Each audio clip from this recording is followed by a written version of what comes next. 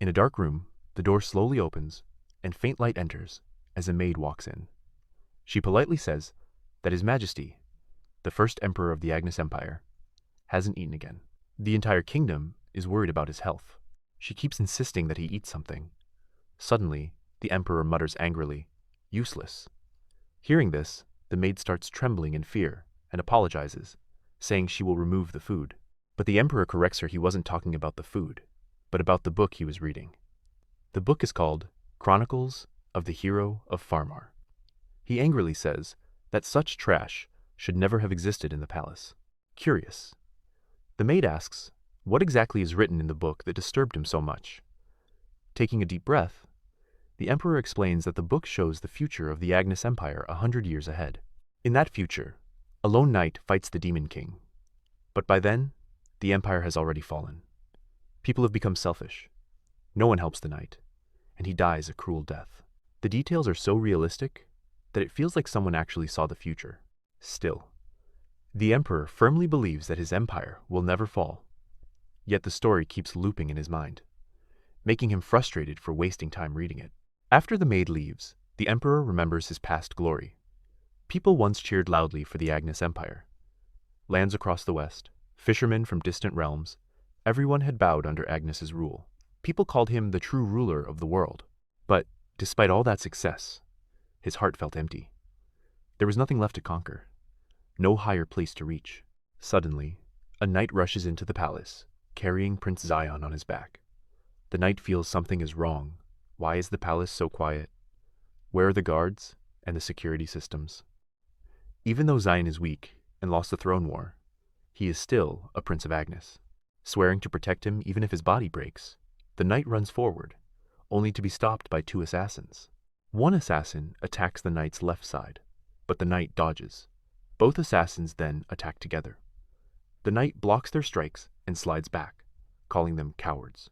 One assassin mocks him, saying he can't escape anymore, and that the prince will die here.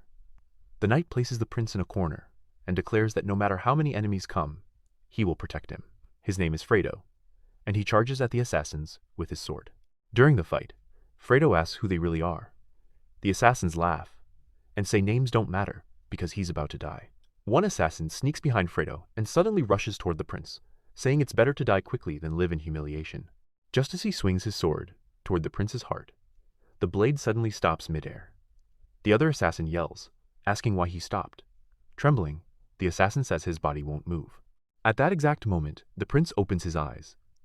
His heart starts pounding violently as he grabs the sword with his bare left hand.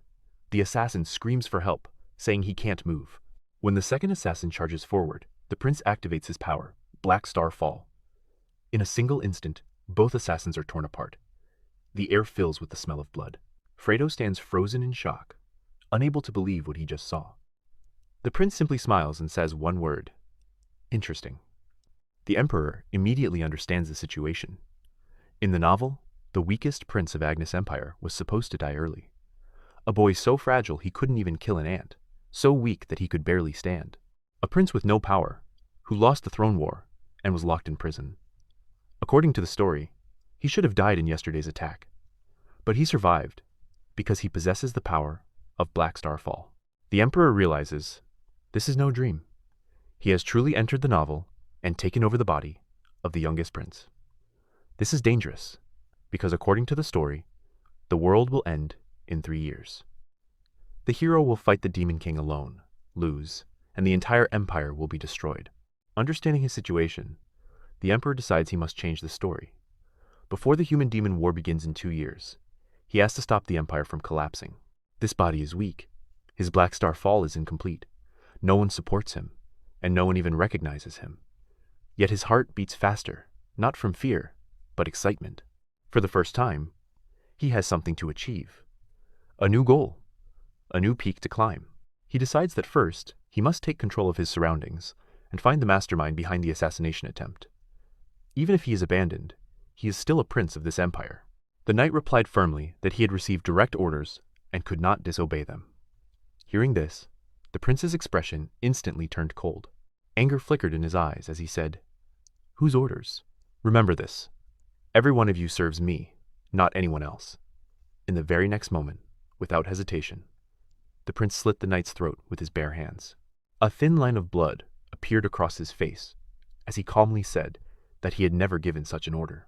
When he opened the door, he saw a red moon shining brightly in the sky, confirming beyond doubt that this truly was the world of the novel. He thought to himself that yesterday's attack could never have happened without help from someone inside the palace. From now on, except for Fredo, everyone else was his enemy. Soon, all the knights gathered behind him. One of them shouted, asking why the prince had killed his own guard. In a cold voice, the prince replied that the knight had betrayed royal blood, and the punishment for such treason was death. Everyone froze. Raising his voice, the prince declared that anyone who helped murder royal blood instead of protecting it was the greatest criminal. In the name of Prince Zion of the Agnes Empire, he sentenced them to death. The knight commander immediately realized that the prince knew everything about last night's attack and roared for everyone to draw their swords and kill him right there. The prince smiled lightly and said that the situation was becoming interesting. As the knights charged at him, he calmly added that another crime had just been added to their list. In an instant, he appeared behind one of them and killed him with a single bare-handed strike. The remaining knights felt chills run down their spines. Raising his blood-soaked hand, the prince warned them that this was only a sample, and if anyone dared leak palace matters outside, their death would be far worse. One knight muttered in disbelief that this was the same prince who had once been so weak. Soon, everyone bowed their heads in submission. That night, the prince strengthened his black starfall power, raising it to the level of 1 full star. The next morning, a knight rushed in and informed the prince that a guest had arrived. When the prince asked who it was, the knight answered that Priscilla Beryl wanted to meet him. Hearing her name, memories flashed through his mind. Priscilla Beryl was the girl who, later in the novel, would be known as the Princess of Misfortune, and she was also his fiancée. Sitting calmly, Priscilla took a sip of tea and said that he must be wondering why she had come so suddenly. Then she stated directly that she wanted to break off their engagement. Before she could say anything else, the prince simply replied, "Fine." Priscilla was stunned. He added that it seemed she had no further business there, and began to leave. As soon as he stepped outside, Priscilla's guards blocked his path.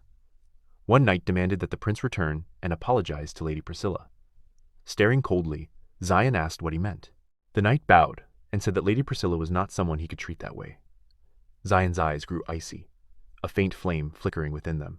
Priscilla was shocked. Just days ago, this prince had been begging her to accept the engagement, and now he had agreed to cancel it without hesitation.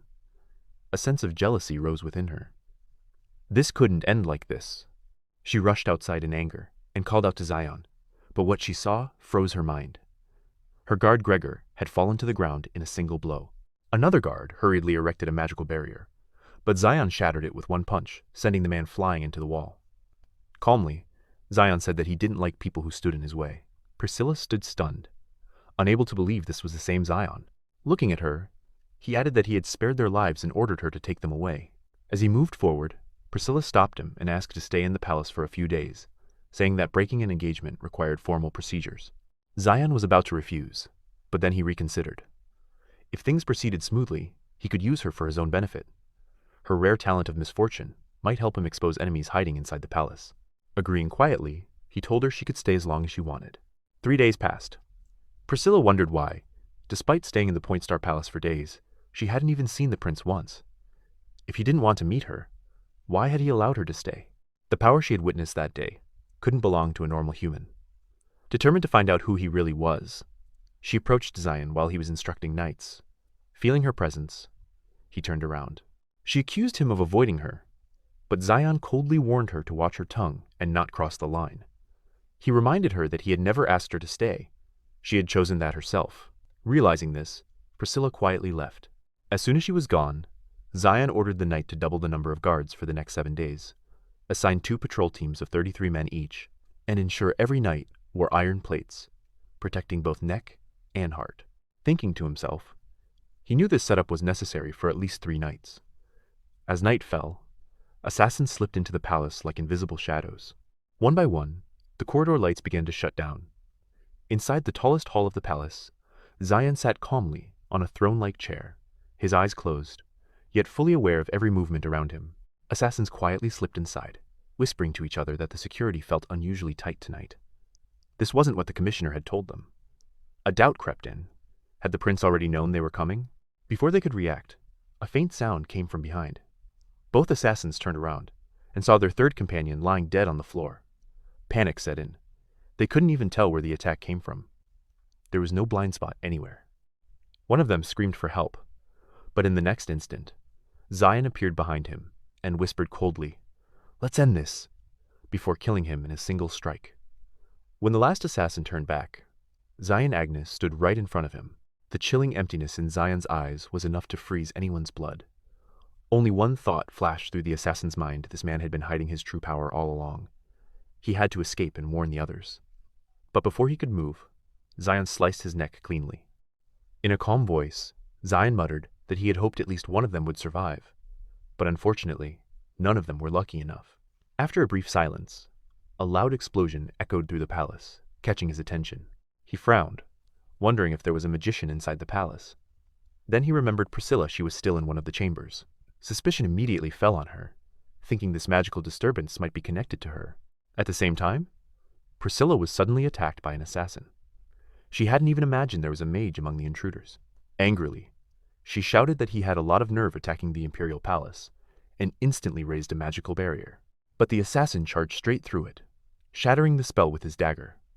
Priscilla was stunned. Her magic had been broken.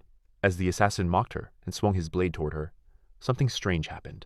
The dagger suddenly changed direction and pierced straight into the assassin's own chest. Without even understanding what had happened, he collapsed on the spot. Elsewhere, another assassin hidden in the shadows was preparing to strike Zion. But the moment he sensed Zion's aura, his legs gave way in fear. How could someone be this powerful? His body trembled uncontrollably. Zion slowly raised his gaze, already aware that someone was hiding nearby. Just then, Priscilla called out to him, and Zion immediately activated his new power. Using Blackstar Fall's tracking ability, a thin black soul-like thread formed in the air visible only to Zion and began tracing the assassin's escape path. Smiling slightly, Zion said that now he would soon discover their real base. He could feel it clearly. Blackstar Fall had grown stronger, reaching level 1. But at the same time, the burden on his body had increased. A burning sensation spread through his chest, and he realized he would need to strengthen his body further. The next day, another guest arrived, Evelyn Agnes. In the novel Chronicles of the Hero of Farmar, she was practically a main character. She was the strongest among the imperial princesses and the leading candidate for the next emperor, the one who had supported the hero's party, and truthfully, she wanted to rule. When Zion entered the room and sat on the sofa across from her, Evelyn smiled and asked if he was all right, saying she had heard about last night's attack. Zion calmly replied that he was fine, just surprised that the news had spread so quickly. Evelyn quietly observed him, realizing that last night's events had changed him. He wasn't the same person anymore. With a gentle smile, she said she was glad he was safe and promised to personally hunt down those responsible, as well as increase his security so he wouldn't have to worry.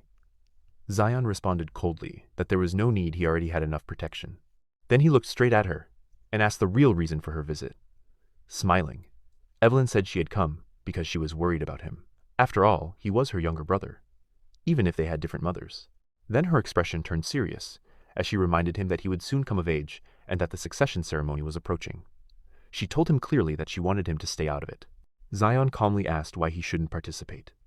Evelyn frowned, saying that his question alone showed how careless he was. He lacked both the strength and the skills needed to survive the ceremony, and would fall in the very first trial. Even if by some miracle he passed and entered the White Star Palace, that place was far more dangerous than the subjugation ceremony. He wouldn't last even a single day. Her voice carried both frustration and concern, as if she truly wanted to protect him from disaster. At that moment, something began to shine around Zion. It was as if a sea of stars had descended from the sky, the celestial star, a power granted only to those of the Agnes royal family's direct bloodline, a power that symbolized the right to rule the entire world. Looking straight into Evelyn's eyes, Zion asked calmly who had said he lacked the power to defend himself. After a brief silence, Evelyn lowered her gaze and left without another word. On her way back to her palace, a knight asked why she had brought so many guards with her. In a cold tone, Evelyn replied that Zion would not back down. He would definitely participate in the ceremony. To herself, she admitted that he had changed and could no longer be called weak. The power she had seen wasn't the celestial star. It was something else. something far deeper. She ordered the palace guards to tighten security, but made sure Zion wouldn't notice, and instructed them to keep a close watch on his every move. Later, Fredo handed Zion a glass bottle, and joked that Princess Evelyn must really like him otherwise. No one would send such a precious elixir. Zion examined the bottle, and realized it contained the strength and stamina of a 10,000-year-old beast. In disbelief, he wondered if Evelyn could truly support him this much. His thoughts drifted back to the celestial star he had seen the night before. It felt strangely similar to his black starfall. It was unsettling, yet he reminded himself that this was a novel's world, where anything was possible. Carefully, he stored the elixir away, knowing it would be useful in the future. Just then, a maid entered the room and informed him that Priscilla had arrived. Zion calmly told her to let her in. Priscilla walked in with quick steps and demanded to know why he had called her, complaining that ever since she arrived, he had completely ignored her. Zion replied without emotion that she had been staying in the palace for quite some time now, and it was time for her to pay the price for her stay. Priscilla was shocked and asked what he meant. Smiling faintly, Zion handed her a drawing. It showed a mysterious magic circle. He asked her how long it would take to complete and activate it. Priscilla's eyes widened. She asked where he had found such a circle. Zion calmly replied that he had created it himself. Stunned, she said that from its formula to its structure, it was extremely advanced magic, something she had never seen before. Zion simply asked again how long it would take. After thinking for a moment, Priscilla said she could complete it by tomorrow. Deep inside, she wondered how Prince Zion knew so much about magic. It felt like detection magic, yet there was something forcefully pulling within it. When she directly asked about the circle's true purpose, Zion replied with just one word: hunting. Soon, everyone was ordered to gather in the hall where the circle had been drawn. A maid whispered that the prince had summoned everyone there, though no one knew why. Another servant murmured that the prince had changed so much that understanding him was impossible now. A trembling maid added that his new attitude felt terrifying. Zion looked at Priscilla and told her to activate the circle. As she began chanting, the circle on the ground slowly started glowing, then transformed into an enemy detection magic circle. Finally, Priscilla dropped a few drops of her blood onto it. A powerful wind swept through the room, and suddenly, the chief servant's body began twisting. Within seconds, he transformed into a demon-like monster. Priscilla stumbled back in fear, unable to understand what she was seeing. Zion coldly answered that this was the palace's true enemy. Zion's mind immediately connected the dots. This was the same kind of monster described in Chronicles of the Hero of Farmar, the demon servants of the Demon King, the beings responsible for destroying the world. In moments, more monsters revealed themselves. One demon lunged forward, and screams echoed through the hall. Zion knew this was all happening exactly as planned. Priscilla's blood, known as evil blood, was irresistible to demons, like divine nectar. According to the novel, demons would one day capture her and use her blood endlessly, never letting her live or die, which was why she would later be called the Princess of Misfortune. The knights drew their swords and rushed to fight the demons. Zion stepped forward, cold fire burning in his eyes. He realized that even these low-level demons were far stronger than ordinary humans, and the demon territory was filled with creatures like them. Zion stood still, almost inviting the demon to attack. When it lunged at him, he grabbed its throat and analyzed it with his power, instantly realizing it had two hearts. The demon threw him back and roared, demanding to know what kind of power this was and who he really was. Zion's voice echoed through the hall as he answered calmly that he was their enemy. In the next moment, he activated Black Star Fall. His dark aura flooded the entire room, tearing the demon apart. As he crushed its core, Zion said that it would never send information back to the demon territory. He fell into thought, realizing that if his Black Star Fall hadn't reached level 1, this battle could have been dangerous. Just then, several knights rushed in. They were Evelyn's secret guards. One of them saluted and introduced himself as Alex from the Lion Knights, asking what had happened while the prince was alone. Zion met his gaze and replied that it was nothing serious, just the elimination of a few enemies. Internally, he decided it was important to keep the demon's existence hidden for now. Until suspicion spread, he would hunt them down himself. Meanwhile, in another palace, a knight rushed to report to a Prince Zion's greatest rival. Gasping for breath, the knight said something major had happened at Prince Zion's palace. The rival prince asked if he was referring to the field operation planned against Zion. The knight shook his head and said that plan had already failed, but something even stranger had occurred afterward. A dark energy had been detected around Zion, something like black magic. The prince smiled slightly and asked what that meant. The knight admitted he didn't fully understand. All their spies had been captured, no information was coming out, and even servants and maids refused to speak. No matter how much they interrogated, all they saw was cold anger in Zion's eyes. The prince ordered more spies to be sent, determined to find out what game Zion was playing. Before leaving, the knight added one last rumor that Prince Zion had suddenly become cruel, mysterious, and possessed an unknown power. The prince burst out laughing and mocked Zion, saying it really looked like he had gone insane. From the very beginning, Zion's life had been a failure. He said he didn't believe such pointless rumors at all. Zion was nothing more than a loser, someone who had been weak since birth. From the Agnes bloodline, he had only inherited the hair color, nothing else. No matter how hard he tried, he would always remain a crawling insect. The prince then asked the knight whether Zion still believed he could claim the crown in the succession ceremony. The knight replied that yes, Zion had not given up yet. With a cold laugh, the prince said Zion had completely lost his mind and didn't even know his own place. Then he smirked and decided that since the ceremony was happening this week, he would make it more interesting. Meanwhile, Prince Zion was searching for another location. He knew it was somewhere nearby, and reaching the outskirts of the palace was easy for him. He thought to himself that people were already suspicious of him, but for a while now, they wouldn't be able to see him at all. He had already settled his accounts. Soon, he arrived at one of the capital's most popular restaurants, Meal of the Moonlight, a place so crowded that reaching the private upper rooms without an appointment was nearly impossible. What most people didn't know was that this restaurant was actually a secret branch of the information guild known as Eye of the Moon. Zion sat inside, and a waiter approached with a polite smile, asking for his order. Zion calmly spoke the code phrase, asking for sunlight liquor and fried snowflower. The waiter immediately understood, nodded, and led him upstairs to where the branch manager was seated. The manager smiled and remarked that it was rare for someone to find this place on their first visit. Zion calmly asked if he could make a request. She replied that requests were only accepted after proper introductions. Zion coldly questioned since when information guilds started asking for their clients' identities. The manager turned serious and explained that normally they didn't, but since this branch was new and unofficial, security had to be tight. Even core members didn't know about this place. She added that she remembered the faces of everyone who knew this secret location. At that moment, her bodyguards sharpened their gazes and began staring suspiciously at Zion. The air grew tense, like the silence before a storm. As the manager realized the situation, her guards moved to surround Zion. But in the blink of an eye, a black star flashed in Zion's eyes as he activated Black Star Fall. Dark energy flooded the room. The ground trembled, the air grew heavy, and within seconds, every protector lay dead on the floor. The room fell into complete silence. The branch manager froze, unable to believe that such highly trained guards had been killed so quickly and without a single scream. Gathering herself, she asked who he really was. Zion replied in a calm but icy voice that it didn't matter how he had reached this place.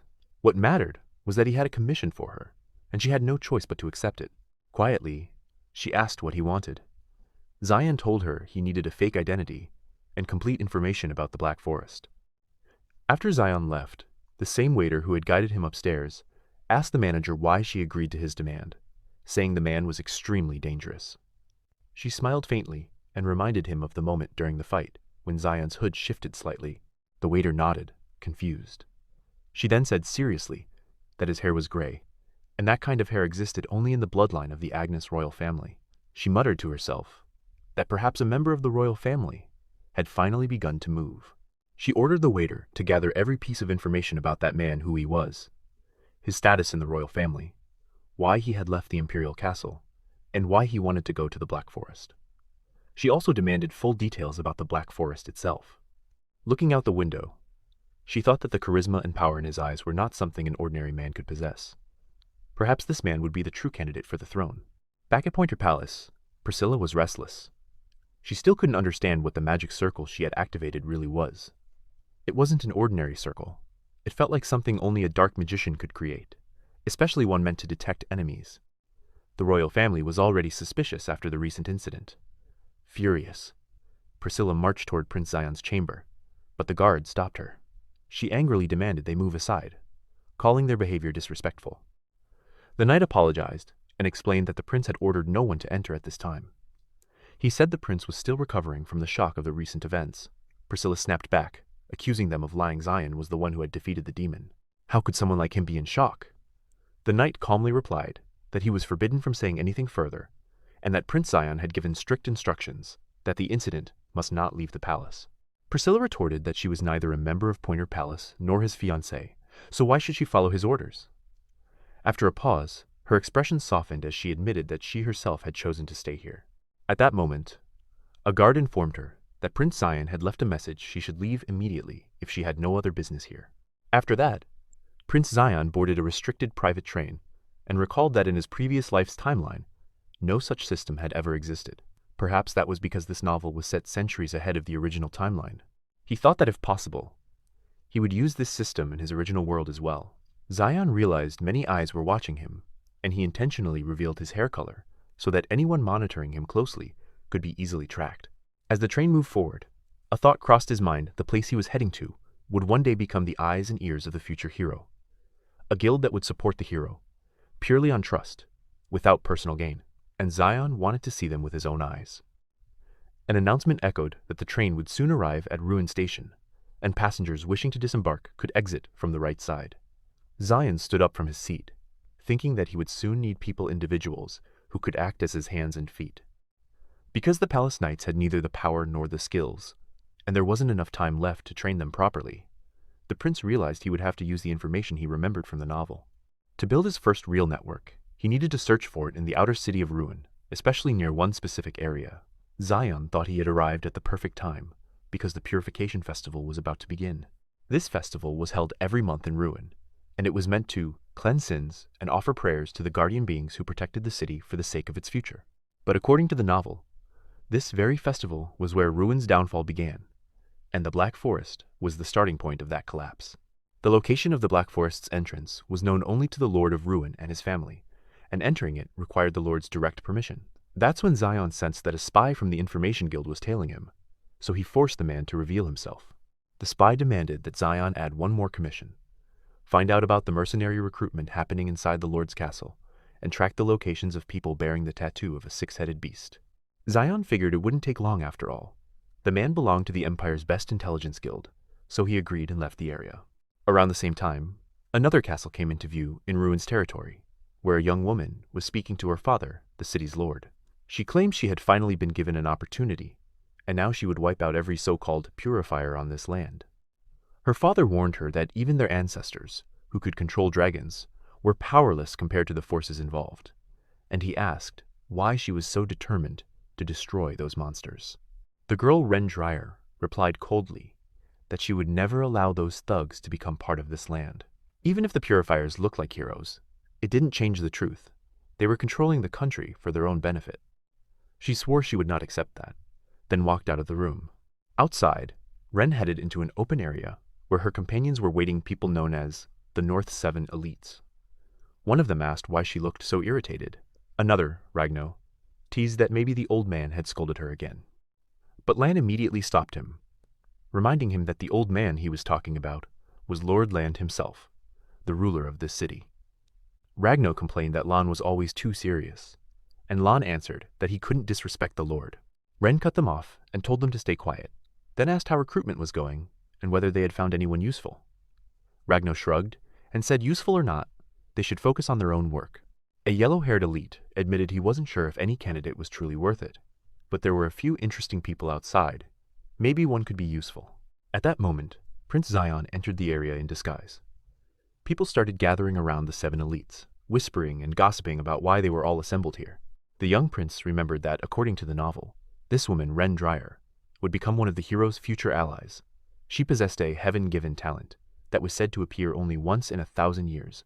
In the future, she would earn terrifying titles: the strongest spear user in history, the Dragon Slayer King, the godly spear making her one of the strongest characters in Chronicles of the Hero Farmar. To participate in the competition without exposing himself, the prince used the name Zion Haynes. His opponent was a brutal fighter known as the Human Slaughterer, whose real name was Euro. In the novel, Euro was a notorious criminal on the wanted list so dangerous that even troops were afraid to arrest him. Zion concluded that the 7 elites judged people purely by skill, nothing else. Euro sneered and warned Zion to step back, saying he was about to die. Then he advanced and declared he would break Zion's limbs, leaping high to strike from above. But the young prince calmly analyzed his opponent's posture and identified the strength points in his movements. He explained to himself that in this world, every motion had weak and strong points, 10 strength points in every move, and if even one point was disturbed, the entire motion would collapse. Zion realized he wouldn't even need to use Black Star Fall. He dodged easily, saying Euro's attack would never work on him, then used precise legwork to interrupt Euro's movement and landed a clean punch straight to the face, sending him flying. The crowd froze in shock, unable to understand how he had done it. Even the judges praised him, saying he used only the minimum pure basics. One judge concluded that most people rely on basics only when their opponent is overwhelmingly strong, but Zion was using basics for a different reason.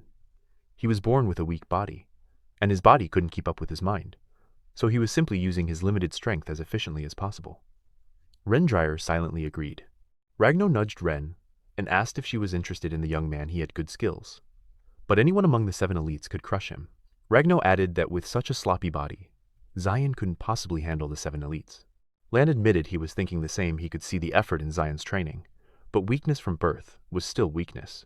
Lan praised Zion's battle sense, calling it excellent, yet suggested he would be better off becoming a wizard instead, since a strong battle sense paired with magic would be far more effective.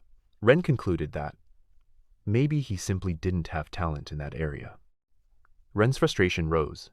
She still hadn't found a truly worthy recruit, and time was running out. But then her eyes caught something. A man entering the arena with a tattoo on his neck, marking him as a member of the purification cult. Ren snapped in anger, wondering what those bastards were doing here. The purification cult was a minority group that worshipped the sealed evil inside the Black Forest, and Ren had been trying to suppress it. The cult had spread like a disease across the Northern Empire, especially in Ruin City. Ren thought her troops had already filtered them out twice, so how were they still getting through? The cultists announced that the 6-headed beast was coming, and their duty was to clear the path until it arrived. They would purge the ignorant non-believers. He declared that the people here were about to meet their end. As he spoke, his stomach began to swell to the point of bursting. Ren reacted instantly, eliminating the monster he was turning into and controlling the situation. She believed she had stopped it until she noticed another cultist reaching the same breaking point. She shouted for them to stop him, but a small blast erupted anyway.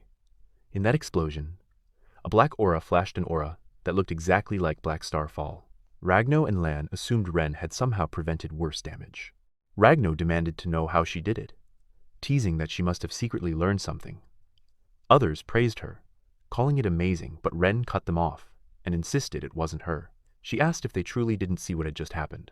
Ren had noticed it clearly. Zion Haynes had released the attack at the perfect moment and minimized the damage. In the present, Zion thought that because he had memorized everything from Chronicles of the Hero of Farmar, it had become easier for him to predict events, interfere, and stop the terrorist-style attack. Still, simply performing better than other mercenaries wouldn't be enough to catch Rendryer's attention. Luckily, the incident unfolded exactly as expected, and he handled it cleanly. As a result, Zion successfully captured Rendryer's interest and was accepted into the subjugation meeting. At the meeting, Rendryer announced that everyone present would participate in the subjugation, including the recruits selected from the mercenary trials. One man quietly realized that besides the North 7 elites, only 2 outsiders had been chosen, himself and the woman sitting beside him. Ren then declared that she would now explain the summarized plan for the subjugation. Rendryer began the briefing by explaining that between Ruin City and the Salos Mountains lies a strange forest, so strange that even the trees and grass are pitch black. People call it the Black Forest, and anyone who has ever entered it has never returned. That's why entry is strictly prohibited, and the city keeps it under constant control. One of the women from the mercenary recruitment asked Ren that she already knew of the Black Forest, but what exactly were they going to subjugate inside it, and why? Ren answered with just one word: evil. Then she clarified that they'd all heard the legends about her family's founder, a hero said to be drenched in dragon blood. Ren explained that their founder gained a dragon's power, erased the evil of that era, and established Ruin City famous throughout the north. But the truth was, the evil hadn't been completely destroyed. It had been so strong that the founder could only seal it, and ever since then, the region has been paying the price. Zion stepped in and said Ruin was paying that price through the Purification Festival. Ren nodded he was right, and explained that the price was the ritual performed at the end of the festival. One of the elites asked if she meant the ritual, where convicts were sent into the Black Forest. Ren said yes. They were offered as sacrifices to maintain the seal. Ragno scoffed that if it was just criminals, then what was the problem, they were going to die anyway? Ren replied that the sacrifice quota was 5 people every month, and if this continued, they would eventually run out of criminals.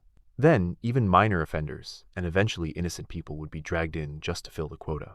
She recalled a moment from her past, when she'd seen 2 people dragging away an innocent person, and her voice hardened. She would not allow her people to be offered up to some unknown evil entity. Ragno clapped, and declared that this was the true reason to carry out the subjugation. Ren admitted she didn't know every detail about the entity, but one thing was certain. Its power had weakened over time because of the long-standing seal, and even now, only a limited number of people could enter the Black Forest. She said the group gathered here was the strongest force she could assemble for this mission. Someone said they understood, but then asked the question everyone was thinking, why was Zion included in a mission like this? Even Ragno pressed the point. Zion, listening quietly, understood how high value this meeting really was. The North 7 elites were here, the ones known as the Next Generation Sky, people who could form an overwhelming support force, just by name alone, and today, all 5 of the key elites were present. Ren answered that she had a gut feeling they would need Zion. Ragno mocked the idea, implying she must have decided that after drinking. Zion caught the real meaning behind the exchange. Ren still suspected him. Even after seeing what he could do, she couldn't ignore the reality that no one enters a palace without an identity unless they have inside support. Zion thought to himself that he already knew who the traitor was, but he wouldn't say it yet. These events were shaping Ren, forcing her to grow, and he intended to let that happen. Ren then announced they would begin route planning and ordered everyone to listen carefully. The day passed into night, and that night, Zion released his black aura and trained Black Star Fall to increase its potency. He realized he still couldn't control it freely. It was in better condition than before, yes, but he still couldn't be sure he could defeat even one of the 7 elites at this level. And his future enemies would be far stronger than them. Time wouldn't stop for him. He needed to upgrade Black Star Fall to level 2 as soon as possible. Then Zion noticed someone approaching, a mysterious girl in a white dress. She asked how he was already released, and Zion demanded to know who she was. The girl looked shocked because she hadn't allowed him to know anything about her. She stepped close, warned him not to enter the forest if he did. He would be doomed, and then vanished into the air like smoke. Zion smiled. The situation had just become even more interesting. Whether his actions were influencing the story or not didn't matter to him anymore. He walked forward, stopped beside a tree, and called out the spy. The spy emerged and asked how Zion even knew he was there. Zion ignored the question and demanded what he had ordered. The spy produced a pouch and said it contained the highest class spell storage hard to acquire on such short notice, and asked what Zion planned to do with it. Zion answered with a single word: surrender. The spy froze, completely confused, already wondering how he was supposed to report something this bizarre back to his office. That night, the group entered the Black Forest. Zion immediately saw the truth. It really was black soil. Trees, grass, stones. Everything looked like it was swallowing light and turning it into darkness. One elite muttered that it was insane the Empire didn't know about a place like this. Another member mocked him and implied he was just a coward. Zion realized Ren hadn't properly explained everything to the outsiders, yet they still followed her, some out of trust, some out of pressure, and some simply because they weren't from the mercenary recruitment and didn't want to look weak. Ren declared they would head straight in. As they moved, Ren felt the evil energy growing stronger. She didn't know what was causing it, but she knew they were out of time. Lan asked if they were going in directly, like before. Ren said yes, but first, she had to do something. She drew her spear, lightning sparking along its edge, and said that since they were here, they should at least hit the ground. She drove the spear down. A huge crack split the earth, and everyone realized the path ahead had been trapped. Ren turned and said she would lead first, taking a different route deeper into the forest. Ragno and the others followed. As they sprinted forward, a furious fox-like beast burst out in front of them, one of the evil beasts unique to this forest. It charged straight at Ren. Ren judged the distance too close to dodge. Ragno, already near her, snapped that if she couldn't handle it, she shouldn't be at the front. Flames flickered along his right arm as he stepped in and smashed the creature with a blazing punch. He planted himself in front of Ren and declared the forest was now his territory. Heat rippled across his body like a living furnace. More beasts appeared. Another elite heart moved like a shadow, handling them with daggers and piercing two beasts in rapid strikes. But after a short exchange, they realized the bigger problem. They were being surrounded. Kella, the mercenary recruit, warned everyone to clear back, unless they wanted to be burned. She formed two blue flames in her hands with mana, while Zion spread his dark aura across the area. Fire flooded outward, and most of the beasts were incinerated in an instant. An elite slashed down another beast with a spear and told Kella to stay behind him. Zion felt it clearly everything was unfolding exactly as he had predicted. The elite's movements were perfectly synced. They'd been friends since childhood, fighting as one unit. Then Zion looked up into the leaves and sensed something incoming, a bat-like creature swooping down, trying to slip past the group. Zion raised his hand and used his dark aura, striking it from a distance with condensed dark energy, and killing it mid-flight. Kayla stared at him and asked who he really was. How could someone kill a flying beast from that far away with just a hand motion? She was about to press again, but then a new roar rolled through the trees. Everyone turned, because what stepped out next wasn't a fox or a bat. It was an enormous bear. Ren ordered everyone back into formation. Zion immediately realized the main event had started because the forest itself began to shift, almost like it was changing its shape. Ragno shouted for everyone not to panic and to stay as close together as possible. The beast in the middle slammed into Ren and Ragno and knocked them back. And in the chaos, Heart and Zion got separated from the team as the trees grew and folded in, sealing off the space between them like a living wall. Zion stayed calm. In his mind, this was exactly how he had planned it. With the others far away, no one could properly sense his presence anymore. This was the perfect moment to act before heading toward the sealing ground. Heart, however, looked irritated and muttered that this situation was bad. Zion asked why. Was it because Heart wouldn't get the chance to kill Ren? The moment those words landed, Heart flinched, his face turned pale. He spun back and demanded what Zion meant. Zion replied coldly that Heart knew exactly what he was talking about. On the other side, Ragno was worried. Of all people, why had Zion ended up with Heart? Ragno couldn't fully trust Zion. He asked Ren what her plan was. Were they going to search for them? Ren said no. They would not look for Heart. They would push deeper into the forest. In Ren's mind, if Zion was the one with Heart, then Heart should be safe, because Zion's power felt like the polar opposite of evil. She admitted to herself that she'd been suspicious of her surroundings ever since the Purification cult's terrorist attack. But she believed none of the selected members were traitors. Lan was practically family to her. She'd known him since she was 3. Ragno, Heart, Kella, these were all her childhood friends. Ride or die. That's how it was supposed to be. Meanwhile, Zion spoke plainly to Heart. As a northern representative, and the second son of the Sedom family, a lord family that dominated the northern region, Heart's position was impressive. But Zion didn't stop there. He revealed the truth Heart didn't want spoken aloud. Among the 7 elites, there was one who was secretly a top executive of the Purification cult, and a servant of the Black Forest's sealed entity. Heart started to ask how Zion knew, then stopped himself. It didn't matter who knew his real identity. What mattered was whether Zion would expose him. Zion said only Heart knew for now. Heart visibly relaxed for a second, then snapped back, calling Zion a fool for acting alone. And then, with killing intent in his eyes, Heart asked the real question. How exactly was Zion planning to kill him? Was Zion thinking of escaping? Heart began preaching his doctrine. The one they served, he claimed, wasn't truly evil. It was the humans drunk on power who failed to understand its strength, branded it evil, and threw it into this forest. The cult had been waiting for the day the sealed entity would break free and purge the world. As cult members, their duty was to crush any bugs that got in the way. And with that, Heart charged. He believed in his own speed. His quick sword strike was so fast, Zion wouldn't even see it. In Heart's mind, the moment his silver flash appeared, Zion's head would fall, and the fight would end. The attack was clean, perfect. And yet in the next instant, Heart's right hand was severed. Heart's eyes widened in disbelief. What just happened? Zion calmly explained Heart had made 2 mistakes. First, he assumed Zion was weaker. Second, he didn't use his full power on the first strike. Hart screamed in rage and attacked again this time, with a different technique, a slash so sharp he believed it could cut the moon, a secret art only the Sidam's successor could use. He was certain this would decide the battle.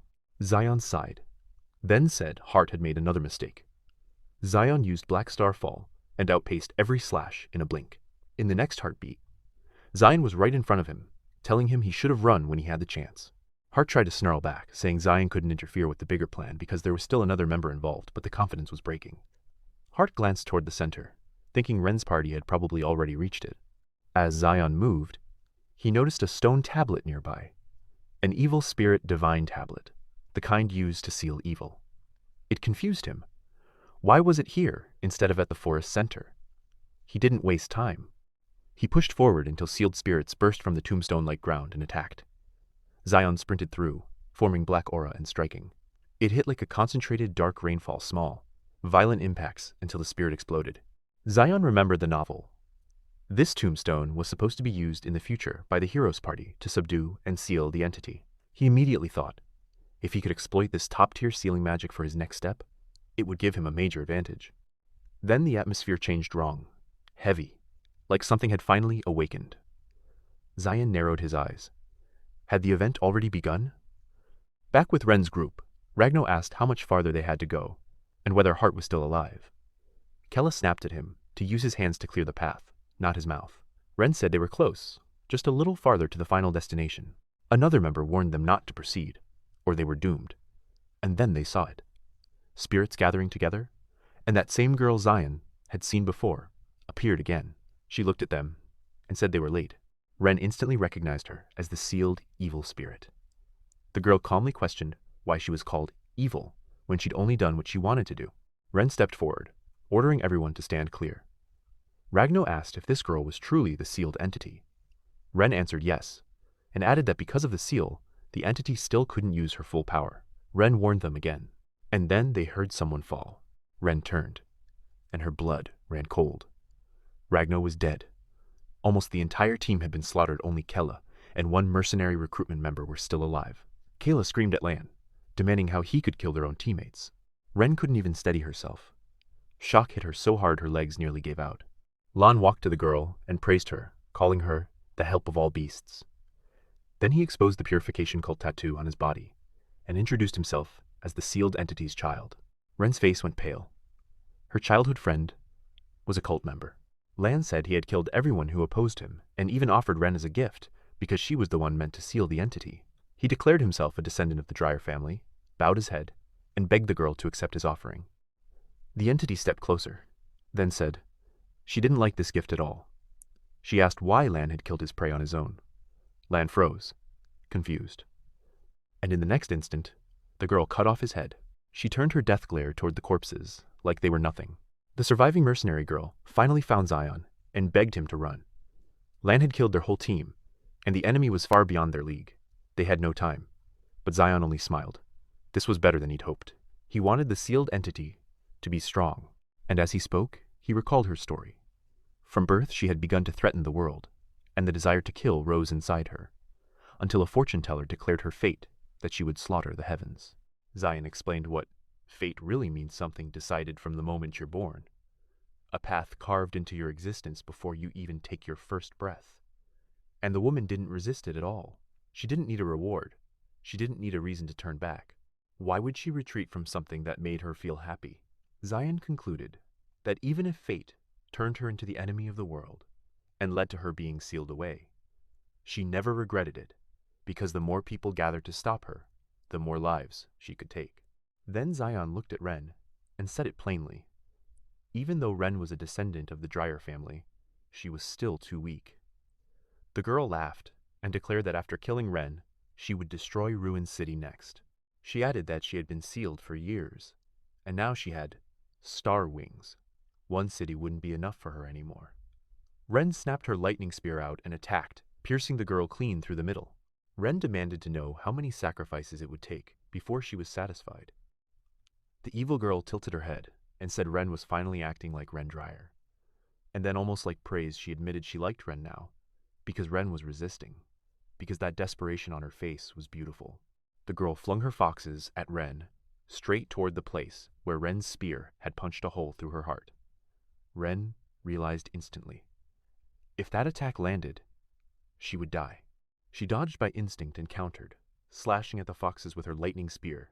But then she noticed it. Her black iron spear was being torn apart by them. The girl released even more foxes. Ren leapt upward and began compressing lightning energy into a single point, forcing herself to stay focused. The entity was sealed, meaning Ren had to end this in one strike before she burned through the rest of her power. So Ren formed a massive lightning strike and slammed it into the girl. Ren had poured in almost everything. Her posture collapsed. She hit the ground and coughed up blood, thinking the girl had to be weakened now, sealed, damaged, unable to handle more. But then she heard a voice behind her, and her whole body jolted. The girl calmly narrated Ren's thoughts back to her. Ren was thinking this was her last chance, so she had gathered all her strength to finish it. Was her prediction correct? Ren couldn't even answer. The girl smiled and said Ren was wrong, because the seal had been removed a long time ago. What Ren had just faced was only a water test. The girl concluded that Ren Dryer had been doomed from the very beginning of this battle. Ren's mind went cold. This entity couldn't be defeated by humans. And then the girl released enormous snakes. Ren stared in disbelief. How could something like this ever have been sealed? Her will to survive finally snapped, and she remembered her father. And right then she saw a surge of dark energy before everything went black. From a distance, Zion thought the shock Ren had taken today would be enough to awaken her full potential. The girl reminded Zion that she had warned him not to come into this forest unless he wanted to die. Zion called her by name, Leosha Bloodwalker. Leosha's eyes widened. She said she was surprised Zion knew her name, and if he knew that, then he probably knew the other names humans had given her too. Zion remembered. Leosha was the entity that had killed more humans than anyone in history. Queen of Evil. One. Man. Army. Mother of Beasts.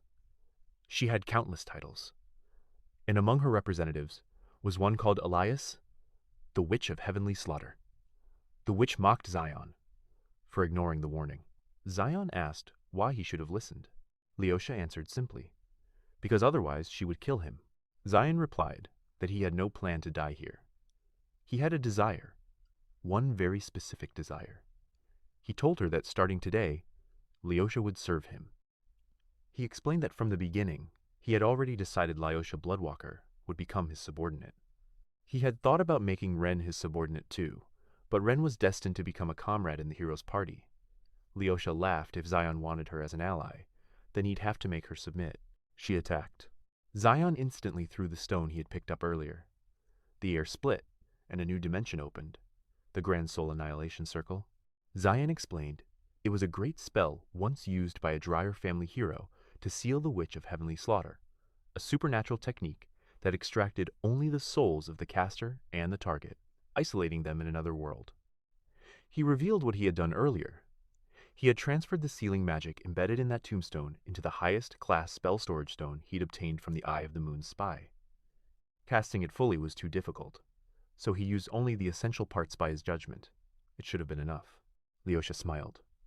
She said she had known every move from the start, because she didn't merely live inside the Black Forest. She was the Black Forest. She let Zion do everything, because she already knew it would be useless. And then she delivered the real truth.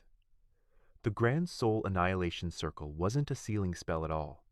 It was a spell that destroys the target's soul and uses the caster's soul as collateral, meaning if the caster's soul is weaker than the target's, the entire spell collapses. That was why even the ancient Dryer hero couldn't fully seal her back then. And now, after centuries, her soul was far stronger than before. She asked Zion, almost amused, did he really believe his soul could crush hers? Zion gave a small smile. I don't know, he said. But let's test it. He gathered Black Star energy in his hand and admitted something that had always haunted him. Was the soul inside this body truly the Emperor's soul, the one that once ruled the entire world? Or was it just that useless prince, carrying only the Emperor's memories? Had the Emperor's real soul already been erased? This circle, he realized, was a place where only souls existed, no bodies. And here, he would finally get his answer. Lyosha laughed and taunted him. What test did he think he was running? Was he going to measure the power of a heavenly slaughter witch with his weak energy? She said she hadn't intended to kill him. His power had been interesting, but now he had irritated her. She declared she would erase him, and erase this entire Grand Soul Annihilation Circle along with him. Her right arm transformed, and she released a dark attack Sangria Requiem. A serpent-like darkness lunged to swallow Zion. And then it vanished. Lyosha froze, staring in disbelief, because her own right arm had vanished too. She trembled, thinking, how? He hadn't even moved a finger. Zion spoke in a cold, flat voice. If she tried to swallow him, her stomach would burst. Inside the circle, Zion felt that Black Star Fall was spreading infinitely, so fine and so vast that hundreds of different ways to erase the enemy opened in front of him like doors. This was that power. The power of the Black Star Emperor, the one who had once ruled the world. Lyosha regenerated her arm in fury and screamed, asking how he did it. Zion smiled and said she already knew the answer. That response drove her even more insane. She screamed again, but Zion raised his hand, and in a single motion, he crippled her. Lyosha realized she couldn't even move her body. Her limbs wouldn't respond at all. In the blink of an eye, Zion appeared right in front of her. Boom! Lyosha's head shattered into pieces, but she regenerated instantly. Even more furious, she screamed, cursing him only for Zion to crush her body again, and again, and again. Over and over, relentlessly. Lyosha began trembling in fear. No matter how far she tried to run, her body kept getting destroyed the moment she recovered. She had never felt pain like this, never felt fear like this, not even when she stood at the peak of blood magic. And now, it hit her. Maybe no. Not maybe she was actually going to die. Zion activated Black Star Fall once more. The entire circle trembled under his dark energy, and every single time Lyosha recovered, he killed her again. Finally she screamed, "Stop!" Zion asked in a cold voice what she thought. Stop even meant when she had so many lives to burn through. Then he explained. Her attack, Sangria Requiem, was the unity spell of the Witch of Heavenly Slaughter magic that steals a portion of a slain enemy's life and fuses it into the caster's soul. Lyosha stared, horrified, because Zion wasn't just killing her, he was stripping her down piece by piece. Zion thought to himself that normally, it's incredibly hard to seize direct control over someone's soul, because it's not easy to precisely control the life force inside a soul. But in this place, only souls existed. This was the perfect arena to teach Lyosha what obedience meant, to make her loyal to her master, and terrified down to her core. He said that for now, he would cut her life force in half. Time passed, and Zion succeeded in carving obedience into her. But he wasn't finished yet. The Grand Soul Annihilation Circle finally collapsed. It couldn't endure the overwhelming power of Black Star Fall. According to the novel, Lyosha would one day awaken as the Witch of Demise and become a massive threat to the hero's party. But Zion had interfered, and he made it clear that future would not happen anymore. Despair was written all over Lyosha's face. She was completely defeated, and she could feel the seal of submission engraved into her soul. She couldn't understand where Zion had come from. She had never seen power like this in her existence. Still, she forced herself up and spat a threat. He better never let his guard down, because one day she would break the seal and split his head open. Zion only smiled. He told her she could try any time she liked, but from now on, she would call him Master. Lyosha agreed. Then she said she had one final question. Zion allowed it. She admitted that from birth, she had loved killing No. It wasn't a hobby, it was her fate. That was why she was still alive. The stronger her prey, and the greater their number, the more pleasure she felt. So she asked, if she served Zion, how many lives would she be able to take? Zion smiled and answered, so many. You'll never be satisfied. XZ. At the same time, back in Root Palace, Ren's father asked her how long she planned to stay like this. He remembered it had been 3 days since Ren had been found unconscious alone in the Black Forest. There had only been traces of battle. Not a single member of her party was found. He knew it wasn't the right time to question her about what happened. He only told her to eat at least something, and then he left the room. Ren clenched her fists and whispered to herself that everything happened because of her weakness. She had lost everyone, people who had been with her for decades, people who were like family. And it wasn't just Leon's betrayal. or the small size of the subjugation unit that caused their deaths. It was her weakness, completely. Grinding her teeth, she swore she would become strong no matter the cost. Ren could feel it Leosha was still alive somewhere, and she promised herself that one day she would tear that witch into pieces with her own hands. She remembered the man who had come to save her. There was no doubt it was Zion Haynes. Part of her believed the witch must have killed him too, but there was a tiny possibility he survived. And if he did, maybe she would get the chance to meet him again. Meanwhile, at the Information Guild, known as the Eye of the Moon, the waiter who also served as a messenger delivered a report to branch manager Anne. It said the Black Forest had completely disappeared, and all the dark energy spreading from it had vanished as well. Anne asked the messenger if the witch inside the Black Forest was dead. The messenger said their informants couldn't enter, so nothing could be confirmed, but since all evil energy had vanished, it was possible the witch had died. Anne couldn't take that lightly. How could the witch of Heavenly Slaughter, considered dangerous for decades, vanish overnight? The branch manager suspected the royal-blooded Agnes, who had appeared that day, might be connected. And someone that powerful could only be a direct descendant of the Agnes family, because every Agnes carried unimaginable potential. To learn how and why the witch vanished, she first needed to identify that man. The informant reported that the person in the picture was none other than Prince Jane Agnes, also called the Imprisoned Prince, and the captain of the Pointer Palace Imperial Wizard Troops 4th Division. Elsewhere, Captain Fernando told Fredo he wouldn't leave the palace until he saw the prince with his own eyes and got his signature for the succession ceremony. Fredo worried because nearly a week had passed, with no news of the prince's whereabouts. Fernando reminded him that today was the last chance. If the prince didn't sign by the end of the day, he would be disqualified. Fernando had come for 3 straight days, but the knights kept making excuses. The prince is sick. Or, he's training in the basement. Fernando concluded the prince probably wasn't even in Pointer Palace. Maybe not even in the royal palace. And if Fernando could prove a royal-blooded prince who hadn't passed the succession ceremony was roaming freely outside, it would greatly benefit the third prince. Fernando demanded to know where the prince was. Fredo answered that the prince wasn't feeling well and was resting in his bedroom. Fernando shoved Fredo aside and sprinted toward the room. Fredo tried to stop him, but Fernando ran up the stairs with a smile, thinking this would be the end for Prince Agnes. He reached the door and shouted, "Your Highness!" He knew it was rude, but the situation was urgent. He threw the door open, and there the prince was, sitting calmly inside.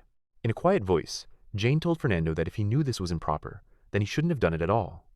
Fernando immediately bowed and apologized, yet inside, he was trembling in fear, because he realized everything he'd heard about Jane Agnes was a lie. The aura and pressure pouring off the prince wasn't that of an imprisoned weakling. It was the presence of a born ruler. Jane extended his hand and asked for the paper. Fernando approached carefully and offered it. As Jane signed, he warned him in a cold tone that he didn't like people touching his things, and next time, Fernando should be extra careful.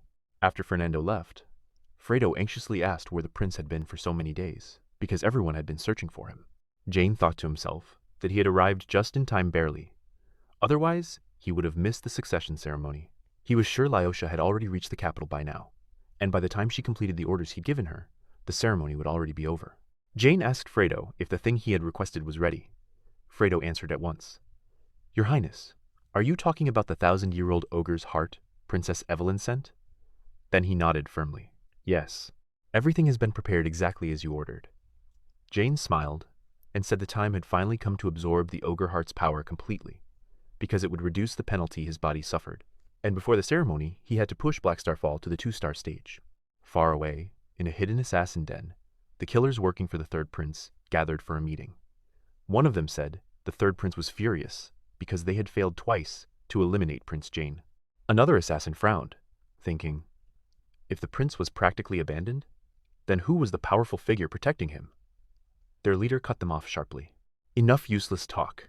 Focus on the mission. This is our last chance." The assassins tensed, ready, when a cold, mysterious voice echoed through the room, calm and terrifying. "So, who was the one giving you your routes?" Everyone froze. The lead assassin swung his sword on instinct, but the figure stepped into view slowly, like she owned the darkness itself. It was Lyosha. She smiled and said his judgment wasn't bad, but still not good enough. The assassins drew weapons and surrounded her, demanding her identity. Lyosha chuckled softly. "What will you do with my name? No one in this room is leaving alive." All 4 attacked at once, yet Lyosha only smiled, thinking that if she got work like this every day, she'd accept it happily. She released her deadly snakes, and in a blink, one assassin was ripped into pieces. The others leapt to counter the snakes, but mid-air they understood the truth. They had embraced death with their own hands. As one assassin tried to strike, Leosha snapped her other palm forward and tore his throat open in a single, clean motion. The last two blocked her with their knives. Then their leader roared and severed her head. For a moment, they breathed. They called her a monster and moved to discard the head. Then, that same cold, dreadful voice echoed again. Their hair stood on end. Her head was still on the floor, and yet it began to reattach itself, slowly knitting back together. The assassins staggered, shaking in pure terror. Leosha laughed. "You still haven't seen a real monster." Her eyes sharpened. "Today, I'll show you what fear truly looks like." She raised her hand and released 7 gigantic snakes, and in an instant, the room became hell. The assassins died screaming, and in their final breaths, they finally understood what death looked like. Leosha smiled at her finished prey. Now that was a wonderful hunt. Back at the royal palace, preparations reached a fever pitch, because today was the succession ceremony, the qualification test every royal blood descendant had to pass if they wanted the throne. Whenever a direct royal blood reached legal age, this ceremony was held. Even non-direct royals could take it, but even if they passed, they couldn't claim the throne. Still, they entered because it was the only legitimate way to gain access to the royal palace. Just before the ceremony, 2 candidates got into an argument. A girl named Lynette Elonis smiled and said she hadn't expected Vale Elion to make it this far. Vale replied that he hadn't expected her to come either. Lynette laughed and said she couldn't miss a chance like this. Vale said he was also surprised when he heard the imprisoned prince, Jane Agnes, would be participating this time. With mockery, he called him the weakest pureblood in history, Agnes Empire's greatest shame. Lynette said the prince must have a reason for coming, but if he valued his life, he should have stayed away. In her mind, Lynette judged him mercilessly. Jane's skills were so weak he could die mid-test. He lacked the qualities an emperor needed: charisma to lead, judgment to separate truth from lies, tolerance to embrace the world, and most importantly, the Agnes tradition: absolute strength. From the first emperor to today, the rule had never changed. Only the strong ruled. The succession ceremony was built on that rule. If you weren't capable, you died. Until now, there had been no record of death inside the royal palace during the ceremony, but Lynette felt that might change today. Vale smiled and said that no matter where Jane hid, he wouldn't be safe. Even if he crawled in like a rat, he still wouldn't survive. In the ceremony hall, the candidates noticed everyone had arrived except one, Jane Agnes. Someone laughed that he was probably hiding under a blanket in fear. The hall erupted in mocking laughter. Someone even declared that, for the first time in history, the ceremony would happen without a direct descendant. And then a voice rang out, "Let the ceremony begin, since Prince Jane is not present." Before the sentence could settle, a thunderous announcement filled the hall. "Prince Jane Agnes has arrived." Every head snapped toward the door. It opened slowly, and the man everyone had called weak, imprisoned, and a stain of shame stepped inside. But today, he looked like someone else, entirely. Lynette's eyes widened. The prince's aura was nothing less than that of a ruler. Is that really him? The joke of the empire? The confidence in his stride, the weight in his presence silenced the entire hall. Jane walked to the center and said in a cold voice, "Start the ceremony." His words carried such pressure that people instinctively stepped back. The officiating officer announced that Prince Jane had arrived and would now explain the rules. The ceremony would take place in the place of qualification. Jane had nearly been late because he had been pushing Black Star Fall to level 2, forcing his body to endure the energy. He achieved level 2 after absorbing the 1,000-year-old ogre's heart. He came fully prepared, because in the book, Chronicles of the Hero, the succession ceremony wasn't even mentioned. The real story began with Jane Agnes's death, meaning, in the original timeline, the ceremony never truly happened. He knew everyone still looked at him with contempt, convinced he could never pass. Maybe everything he'd done so far hadn't changed their opinion, but he was ready to shock them all. The officer declared the rule. The first 3 people to reach the top floor would be considered to have passed, and each floor's test would be monitored under the supervisor's watch. Jion spoke to himself. "I knew it would be like this." The examiners studied him closely, remembering how, just a few months ago, this same Prince Jian used to walk with his eyes lowered to the ground. His body had been so fragile it felt like one small stumble could break him. His magic was non-existent. His swordsmanship was zero. He was a joke of royal blood. But the man standing here now looked like a conqueror. There was a natural power in his breathing, a pressure in his gaze that dominated everyone around him, and faint signs of training on his body. What happened in these months that changed him completely? The examiner wondered, then dismissed it. It won't change anything. This ceremony itself is a trap he'll never escape. This is just his execution ground. The test began, and everyone sprinted toward the stairs. Lynette noticed Jian wasn't rushing like the others. He was taking a different route. Vale asked if she was going with him. Lynette smiled. Yes, I'll go with him. Jian climbed steadily, thinking that every floor was a qualification trial required to become emperor. Soon he reached a dark floor, crawling with flesh-eating bugs. He thought it was too brutal for the very first test. He knew the supervisors must have left an easier route, yet he refused to take it. Now that Black Star Fall had reached level 2, he was ready to erase anything in his way. He told himself that pushing Black Star from level 1 to level 2 wasn't a joke. Level 1 was one world, but level 2 opened the door to an entirely new world. A new power had awakened inside him. Dark Ocean. A force that denied all existence. He smiled faintly. Now I just have to erase everything. As he continued upward, he reached a huge gate-like structure, and wondered if this was the starting point when a Death Knight lunged at him with a sword, attacking relentlessly.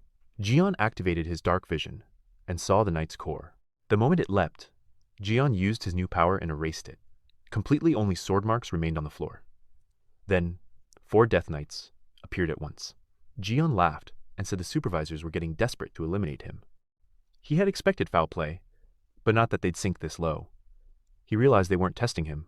They were trying to kill him under the cover of a trial, leaving no witnesses. Good, he thought. Now it gets fun because I don't need to follow their rules anymore. 3 Death Knights attacked together. One blade slashed toward him, but he dodged with a tiny shift of his foot. Elsewhere, Lynette was exhausted because the moment she entered, thousands of flesh-eating bugs had swarmed her. She muttered that this level was nothing like a normal succession ceremony. She'd survived only by skill. Otherwise, she would have died at the start. Then, a Death Knight locked onto her. She was shocked how could undead exist inside the royal palace. But the real terror was their strength. She wondered if every ceremony was like this, or if it was a trap designed to eliminate participants. Somehow, she escaped, only to see Jian surrounded by 4 Death Knights, and the terrifying part was that he wasn't losing. He was winning. Lynette watched his movements so natural, so graceful that her eyes couldn't look away. Even she struggled to follow his speed. She understood it then. Prince Jian had been hiding his true strength all this time. Skills like these didn't appear in a few days. She thought the royal family everyone had been blind to his real power. But why would he endure years of insults and harassment just to hide it? Jian knew simple attacks wouldn't finish undead. They had to be destroyed completely. He activated his new power, Storm, and said he had to erase the magic buffs, empowering them first. He rushed in, severed one knight's neck, and when another struck from above, he gathered dark energy in his palm and erased it with a single blast. He released energy into the third, and within seconds, he destroyed 3 Death Knights. The last one tried to strike from behind. Lynette shouted, "Jin, behind you!" But in the chaos, he didn't hear her. In the next instant, all 4 Death Knights were completely erased. Jian smiled. Today, the supervisors were unlucky. They lost their Death Knights for nothing. Now they'll pay. They started this, so I'll finish it. In a separate chamber, the supervisors watched his power through a crystal. They had never seen anything like it. The examiner wondered if the Agnes blood had finally awakened inside Jian. His entire plan had failed. Furious, he ordered his men to report Jian's current location, but there was no reply. When he turned, all his companions were already dead. And then Prince Jian stood before him, hands still stained with blood. Jian looked at him coldly and asked, "Are you talking about the ones I already killed?" At the third prince's castle, an informant reported that every knight sent to kill Prince Jian was dead, and the strange thing was, there wasn't even a single drop of blood at the site, only overwhelming signs of battle. The third prince wondered if the blood tower was involved, then snarled that Jian was slipping out of control. If he passed the succession ceremony, the entire balance of power would shift.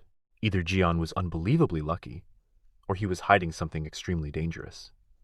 He immediately ordered that the succession ceremony matter be cleaned up. Back at the qualification test, the examiner told the remaining supervisors to kill Jian right there. But Jian, in a cold voice, declared that attempting to assassinate a direct blood royal and manipulating the ceremony were both crimes punishable by death. As he spoke, he struck one man down on the spot. The others froze. One supervisor stabbed at him with a knife. Jian erased him. Another attacked with fire. Jian walked through it without a scratch and erased him too. The examiners stared in horror, realizing the power Jian had shown against the Death Knights had been only a fraction of his true strength. He fell to his knees, trembling, whispering that a monster like this couldn't be killed. Maybe it had been impossible from the start. Jian stepped closer and said the examiner must have done all this on someone's orders. But the person you should fear right now, Jian said, isn't your boss, it's me. Tears rolled down the examiner's face as he said he would tell the truth about who sent him.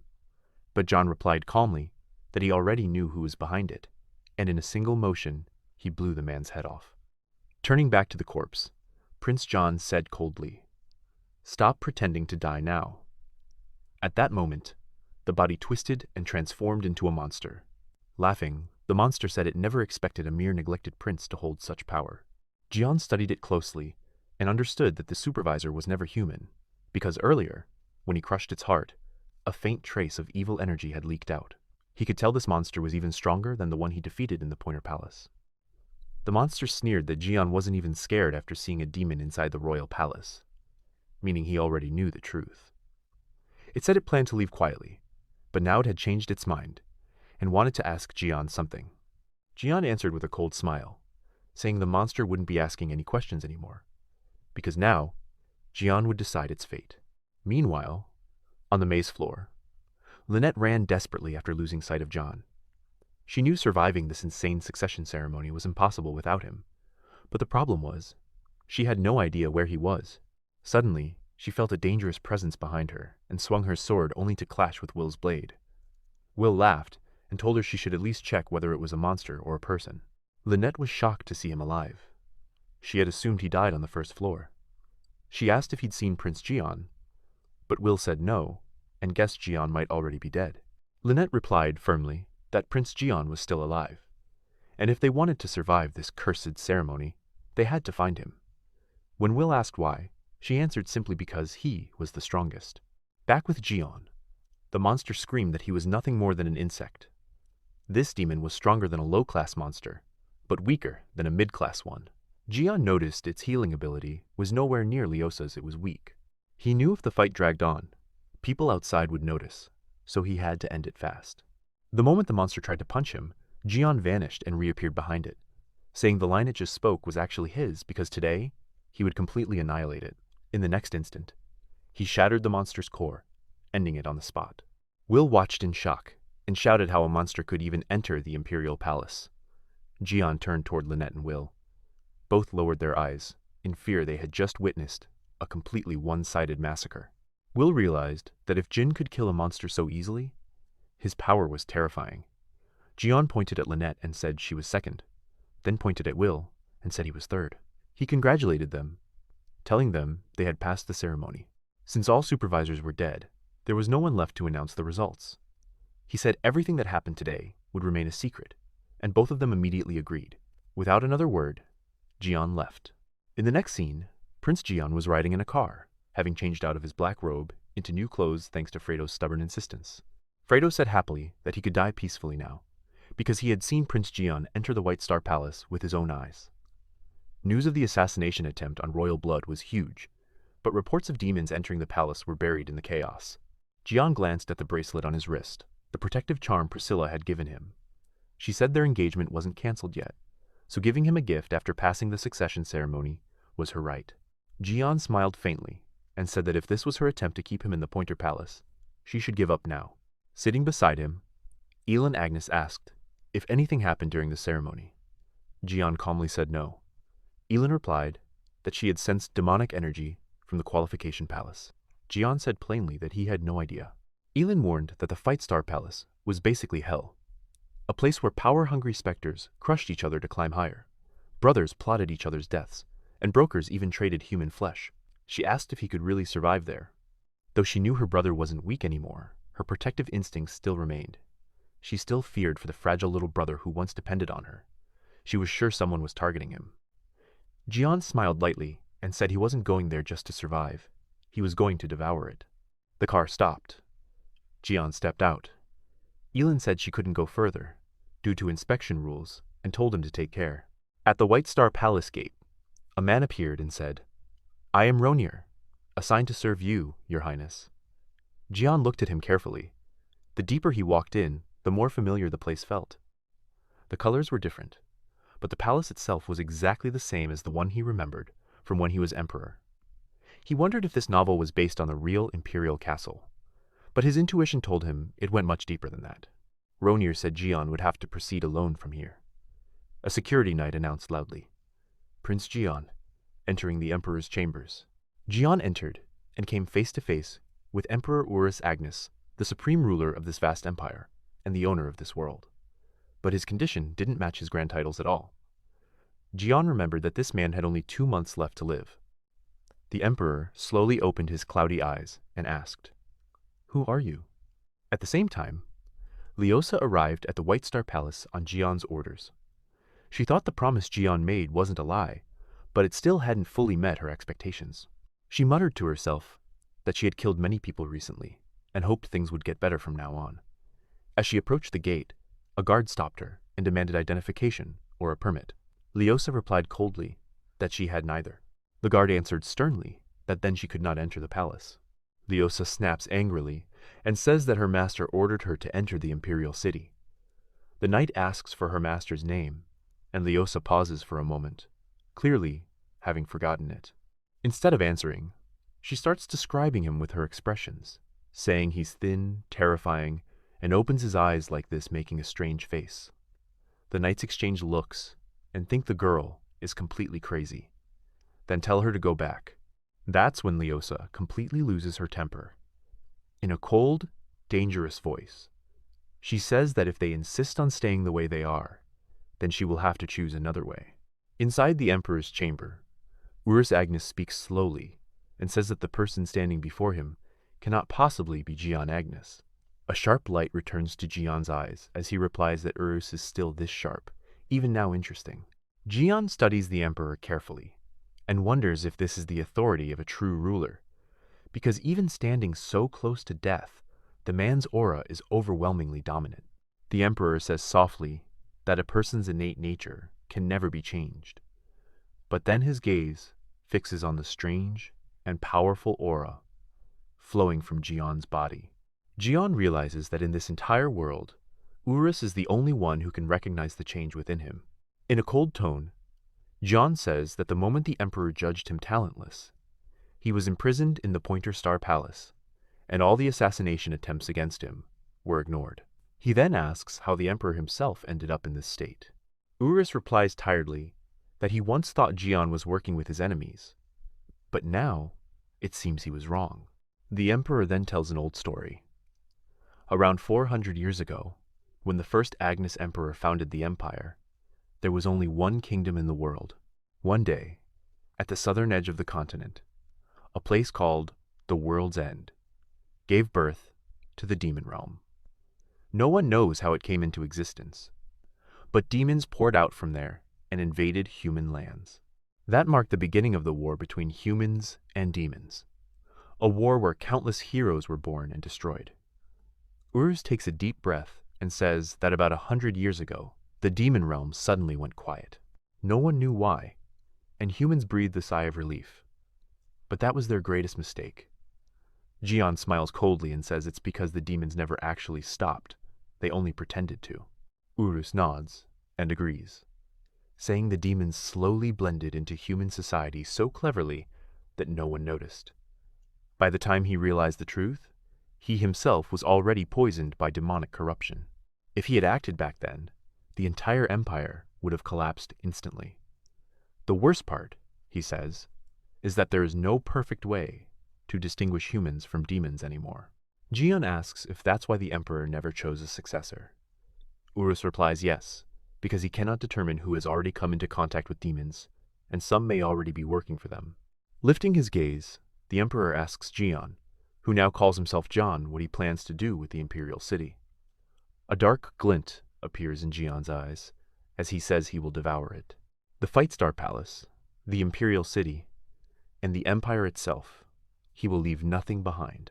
Urus is shocked at first, then suddenly laughs, saying that if the empire must be consumed, it's better for Jian to do it than to let it be destroyed by a demon invasion.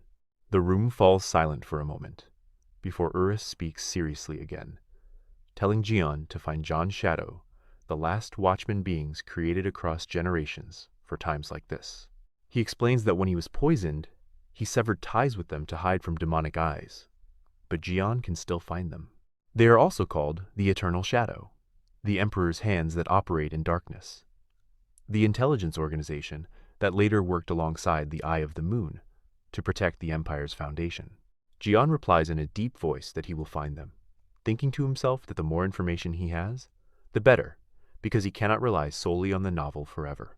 As Jian leaves the Emperor's chamber, Urus lets out a soft laugh behind him, and says that now it will be interesting to see what this boy does to the Empire.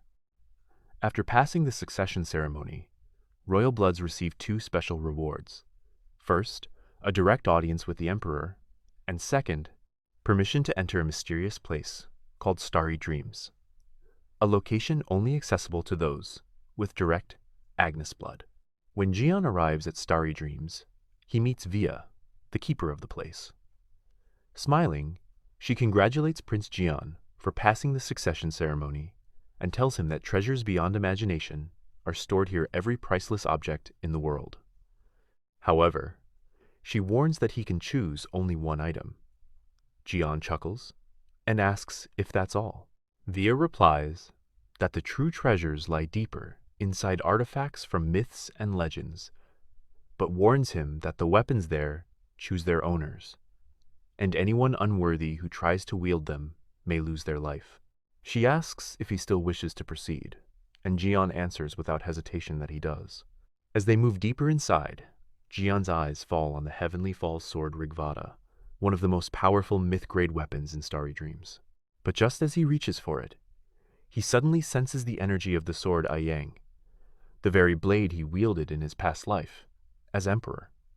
Shocked, Jian wonders how his sword could exist in this novel's world.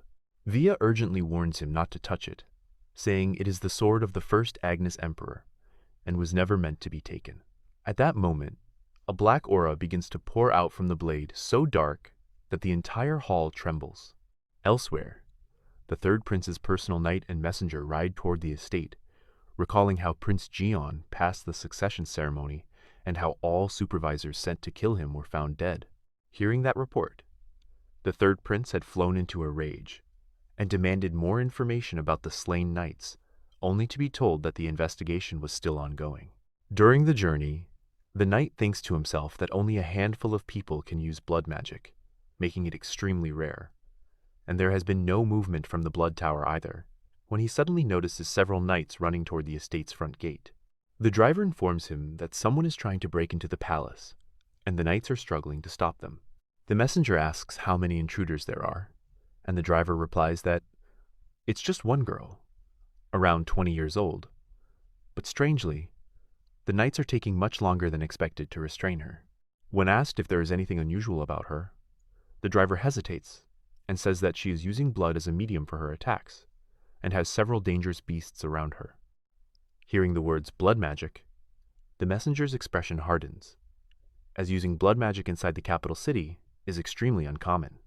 Realizing that capturing this girl might give him clues about the missing knights, he immediately orders the driver to head toward the front gate so he can see everything himself, while the driver confirms he will follow every order from Dr. Regan. The scene then shifts as Prince John explains the history of Ayaya, recalling how during a solar eclipse, when all light vanished, a meteor immune to all forms of energy fell from the sky, wrapped in black aura, and from that meteor was forged Ayaya, the light-extinguishing sword, a weapon capable of erasing every power except Black Starfall. and unlike other weapons, it didn't just accept Jian's power, but amplified it. Jian wonders how Ayaya ended up here, and where its other half might be, then tells Via that he chooses this sword, asking if there will be any problem, to which she hesitates briefly before smiling and allowing it. As Prince John exits Starry Dreams, he hears knights screaming outside, shouting that Leosa must be stopped at all costs, even if they have to kill her. But in a single slash, several knights are sent flying through the air, leaving the rest stunned, as they wonder how elite Imperial guards could be overwhelmed by a single woman. Leosa remarks that she was ordered not to cause trouble, but fighting without killing anyone is becoming difficult. When the ground suddenly shakes, and an earth golem, summoned by Dr. Regan, rises to attack her. Regan orders the knights to retreat, stating that he will handle this himself. But Leosa casually shatters the golem in one blow and smiles, saying things are finally getting interesting, as she can no longer hold back her power. She lunges at Regan, who shields himself with earth magic, and asks if she is from the Blood Tower, only for Leosa to reply that she has no idea what that is, and when Regan accuses her of killing the knights, she claims she doesn't know who he's talking about. Enraged, Regan threatens to cut off her limbs and summons a massive boulder, while Leosa warns that if he attacks her even once, she won't stop herself anymore. But just as both prepare to unleash their ultimate attacks, Prince Jian intervenes with dark energy and shouts for them to stop. Regan is left stunned, realizing this is no longer the weak prince he once knew, but someone who feels like a destined ruler. Suspecting that Jian's royal Aegis bloodline has finally awakened, which explains why every assassination attempt failed. Leosa smiles at Jian and asks why her master is late, leaving Regan shocked as he wonders why she is calling Jian her master. While Leosa admits she didn't know Jian was from the royal family, even as Regan begins to suspect that Jian himself may have been behind eliminating his assassins. The knights immediately kneel before Jian, who declares that Leosa will be leaving with him, but an Imperial knight objects, accusing her of trespassing and killing guards, only for Jian to coldly state that she came under his official orders, and that he personally informed the knights of her arrival, making it their failure for not confirming her identity. Leosa adds from behind that she did her best not to kill anyone, and Jian calmly concludes that now the misunderstanding is cleared, there should be no further issues, prompting the knights to bow and apologize. Jian then warns Regan that everything he said applies to him as well, and Regan immediately bows, swearing never to act against Prince John's will, as Jian enters the palace with Leosa, leaving Regan with a final warning to mind his behavior from now on. The scene shifts to Pointer State, where inside a yellow car, Leosa confirms that she followed all of Jian's instructions, including the extra task, revealing that Jian had deliberately ordered her to leave visible traces of blood magic and not hide them during the fight, so it would appear as though Jian had interfered, and everything went exactly as planned. Jian reflects that Regan is the third prince's man, and that without him, the third prince might have launched another attack during the succession ceremony or at Pointer Palace, leaving Jian to wonder what the third prince's next move will be. As Jian and Leosa enter Pointer Star Palace, Leosa comments that the palace feels too cramped for a prince of his level, when Priscilla descends the stairs with a smile and greets Prince Jian after a long time. But her expression instantly changes upon seeing Leosa, as she demands to know who the woman is and why she came with him, to which Leosa calmly replies that Jian is her owner and master, leaving Priscilla completely confused by the word master. Meanwhile, Jian coldly asks Fredo why the princess is still here, and Fredo explains that she claims the divorce process isn't finished yet, so she decided to stay, causing Jian to realize it's just an excuse, as he orders Fredo to politely escort her out while climbing the stairs, leaving Priscilla frozen in place, wondering whether she even has the right to stop him now that the divorce is decided. Priscilla can't deny how strange it is. Ever since the day they talked about breaking off the engagement, Jian hasn't left her mind even once. She tells herself it isn't love, maybe just curiosity, but she still admits that after the monster attack, she simply hasn't been able to forget Prince John. The scene shifts to a room in Pointer Palace, where Jian tells Fredo that he's going to make contact with the shadows. Fredo starts to ask what shadows means, but Leosa cuts in with a smile, explaining that the shadows are the kind of people known as an assassination or intelligence group, then points at John and asks if she's right. Jian gives a faint smile and says she is, then explains that the Shadows of Eternity are an information organization, also called the Empire's Eyes, and only the Emperor can control them, and that their headquarters exists inside the Empire itself. Fredo frowns, saying that if their base is so secret, they'll first need to find its location. But John answers confidently that he already knows, because it was clearly written in the Book of the Hero of Primer. Leosa smiles proudly, declaring she knew her master knew everything, and Fredo asks if they're going there right now. John replies calmly that not yet, he'll wait, because someone promised they would help him. The scene changes to White Star Palace, where all the direct descendants of the Agnes family have gathered. Princess Ellen thinks it's the first time everyone has come together like this, since such a large family usually only meets during state assemblies, and even now they look more like enemies than siblings. The first prince hasn't even shown up, making the whole situation feel suspicious. Why would the Emperor summon them all today? Just then, the fifth princess, Diana Agnes, mocks the third prince, Enoch Agnes, saying he still has that dead expression and those filthy hair, and Enoch snaps back that she still reeks like a half-fairy.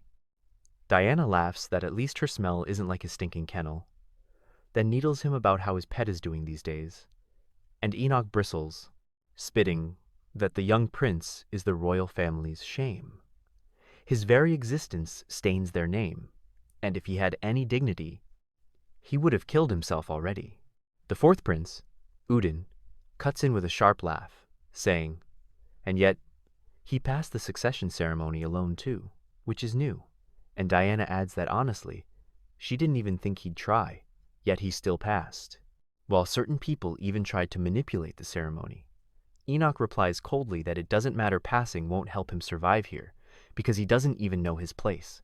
Evelyn speaks up then, saying John has changed so much that she's shocked every day he's not the same person who used to stay silent in Pointer Palace. Yet Enoch laughs and suggests a bet to see how long he lasts in this palace. At that moment, everyone's attention snaps to the door as a calm, icy voice drifts in, saying he wants to know too how long he'll last in this palace, and Prince Jian steps inside with Leosa. Enoch sneers that the palace standards must have fallen so low that just anyone can walk in now, but Udin steps between them, telling Enoch that's enough. Jian passed the ceremony, he earned the right to be here, and Diana nods, agreeing that they have to admit it this time. Prince Jian flipped the game. Elin rubs her temple, thinking Enoch's prejudice has gone too far, while Diana studies Jian and admits the rumors were true. He really has changed. Yet she still feels calm, convinced it won't matter much, because even if that terrifying aura surrounds him, he still doesn't seem to have the same intensity as the older brothers. Evelyn approaches and says Jian is late, and he answers casually that he had some things to handle on the way. Then his gaze slides to the Emperor's empty throne. The Emperor still hasn't arrived. Jian remembers the Emperor, telling him to find the shadows and promising to help. And now he wants to understand what that help actually meant, when Leosa leans in from behind and whispers, Master, if everyone here is an enemy, why don't we just wipe them all out at once? Jian immediately senses her killing intent, slipping out of control. Seeing so much power in one room has pushed her into a violent mood, and he thinks to himself that he may have brought the wrong companion today. Then, Udin draws everyone's attention, saying the Emperor might be late, so why not pass the time with a little light sparring? Diana smiles and praises the idea, saying she wants to see how strong their little brother has become, and Udin adds that if John fights his brothers, the pressure will be too much, so instead, one of their escorts will be chosen as his opponent. Enoch smiles, saying he'll pick the opponent himself, and Elin snaps at him, demanding what he's trying to do, but Jian calmly says he has no problem with it, thinking that if they want to turn him into a spectacle, then he'll become the showstopper. He says coldly that he doesn't like simple sparring. If they're going to fight, then it will be a real fight, all the way through. Evelyn panics and scolds him for talking nonsense, but Udin laughs and says the boy is right. A man should have spirit, then orders everyone to clear space. Evelyn keeps trying to stop John, warning that the mage Enoch wants him to face is far above his level, and he won't be able to handle it. And Leosa steps forward, asking John to let her take the fight so she can teach that mage a lesson, but Udin announces, without a care, that the fight has already begun. Ellen can't do anything. Now she can only watch as the scene unfolds. Leosa looks disappointed, because she wanted to face the wizard herself. And then, within seconds, only one sound slices through the air, swish, and before everyone's eyes, John's hand is drenched in blood, as the wizard's head rolls across the floor and stops at Enoch's feet. The entire hall falls silent. Enoch staggers back in disbelief, unable to understand how this is possible. How could John strike with that kind of speed, without any magic or technique?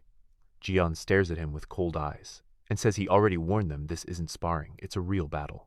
Enoch's face turns red with fury, and everyone finally realizes that Prince Jian is no longer the quiet boy he used to be, and just as an attack is about to break out, a thunderous announcement echoes through the hall. The Emperor has arrived, and the entire court bows in salute. The Emperor immediately orders Enoch to clean up this mess, and when Evelyn asks sweetly how His Majesty has been these days, the Emperor gives a faint smile and says it's been a long time since they met. Maybe that's why they don't know. His health hasn't been good, but he waves the pleasantries aside and goes straight to the point. The reason he summoned everyone today is to choose a successor?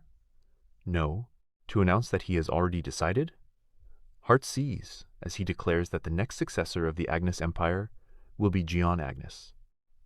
Jian realizes this was the Emperor's plan from the beginning, and it's genuinely interesting his legitimacy will become stronger, and controlling the shadows will be easier, but the real problem is obvious. His siblings will never accept him. Enoch and Udin demand to know why Jian was chosen.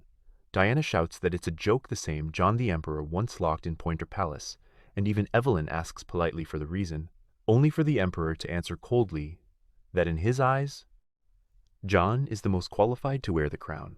Enoch roars that he will never accept the decision, and Diana understands the Emperor won't change his mind, so she pivots, saying she respects the decision but wants to offer a suggestion. Everyone knows the names the public used for Jian imprisoned prince, cowardly royal, the shame of Agnes, and none of it helps. And yes, he has changed, but very few people know that. If the Emperor declares him heir in front of the public without preparation, the assembly, nobles, and knights will rebel, and a storm of suspicion and resentment will erupt. So Diana proposes giving John a chance to prove his worth by facing the trial of the 7 great calamities, where rebellion, conflict, and monsters of boundless power exist, threats that endanger the entire empire. The same trial every emperor is meant to endure. If Jian clears it now, she argues, it won't just silence dissent, it will win the people's hearts. Jian stays calm, because he expected something like this, and Enoch and Udin quickly agree with Diana. Jian smiles and says it isn't a bad idea. He would have had to do it sooner or later anyway, so he'll take the chance to prove himself. But next time, all of them will have to prove themselves before him. A week passes after that meeting, and John spends every day training his body and researching the sword called Yaya. Right now, Ayaya is in a state where using it in a real battle is almost impossible. If he wants to wield it at full strength, he needs its missing half. He could forge that other half with Black Star power, but his body still isn't stable enough to maintain it for long. Yet he's relieved because he can still take advantage of the sword's other effects. Ayaya has 2 main properties, Black Star storage and amplification, and if he uses them correctly, Black Starfall's power will multiply, faster and more efficiently. All he needs now is to increase his physical strength and the amount of Black Star energy he can command. He thinks that even if a solar eclipse is still out of reach, he can at least reach lunar eclipse, a technique he rarely used in his past life because it put crushing pressure on the body. Now he realizes he needs a new method to control those effects, and when he channels Black Star energy into the blade, a wave of unrest surges through him. Lunar eclipse forms for a few seconds, but if he pushes further, his body will truly break. So he stops, steadies his breathing, and smiles. At least, lunar eclipse is possible now. Softly, he tells himself that it's time to face the Empire's gaze head-on, and he leaves the training ground. Elsewhere, Diana feels she needs to watch Jion's recent movements more closely. So she orders her spies to stop digging into the past and focus on everything he's doing right now, in detail. And when she asks about the search for Aya, the spy says they only have a single lead and nothing beyond it. Diana's voice turns icy as she says to set that lead on fire, so the whole body reveals itself. Then she smiles faintly, eager to see what game unfolds next. Meanwhile, John enters a desolate wing of the Imperial Palace for the first time, where even the silence feels heavy. Statues and portraits of past emperors line the walls, and he's surprised there have been fewer emperors than he expected. He stops before one portrait, the Eternal Emperor, the first ruler of the Agnes Empire, the man who united the world, and a mythical figure even in the hero of Primer. John freezes when he reads the name Orlan H. Agnes, the same name he bore in his previous life, when he was the first emperor in the real world. In that moment, he's certain it isn't coincidence. His name has been written into this world's story again. As he stares, a gentle voice speaks from behind, saying the Eternal Emperor was a symbol of unity, but he never liked leaving records about himself. This portrait is only for display. It has no real meaning. John turns to see an elegant, confident woman who bows slightly and introduces herself as Thierry Alon, curator of the Agnes History Museum. Smiling, she says she never expected Prince Jian to take interest in royal history, since the other royals don't even come here anymore. And John gives a light laugh and says, honestly, he feels the same. There isn't much worth seeing. Thierry nods and says maybe so, but to her, this place isn't just an exhibit of old relics. It's where those of royal blood can learn from the shadows of the past and understand lives through the records left behind by earlier emperors. John answers with a faint smile that, in that case, he wants to ask one thing. He wants to know about the eternal shadows. Thierry pauses, asking if he means the organization said to never appear, then adds that emperors often run secret institutions like that, only for John to cut in coldly, telling her not to play innocent. The eternal shadows are also called the Eyes of the Emperor, the Empire's greatest intelligence force, and their leader is none other than her. Thierry doesn't react.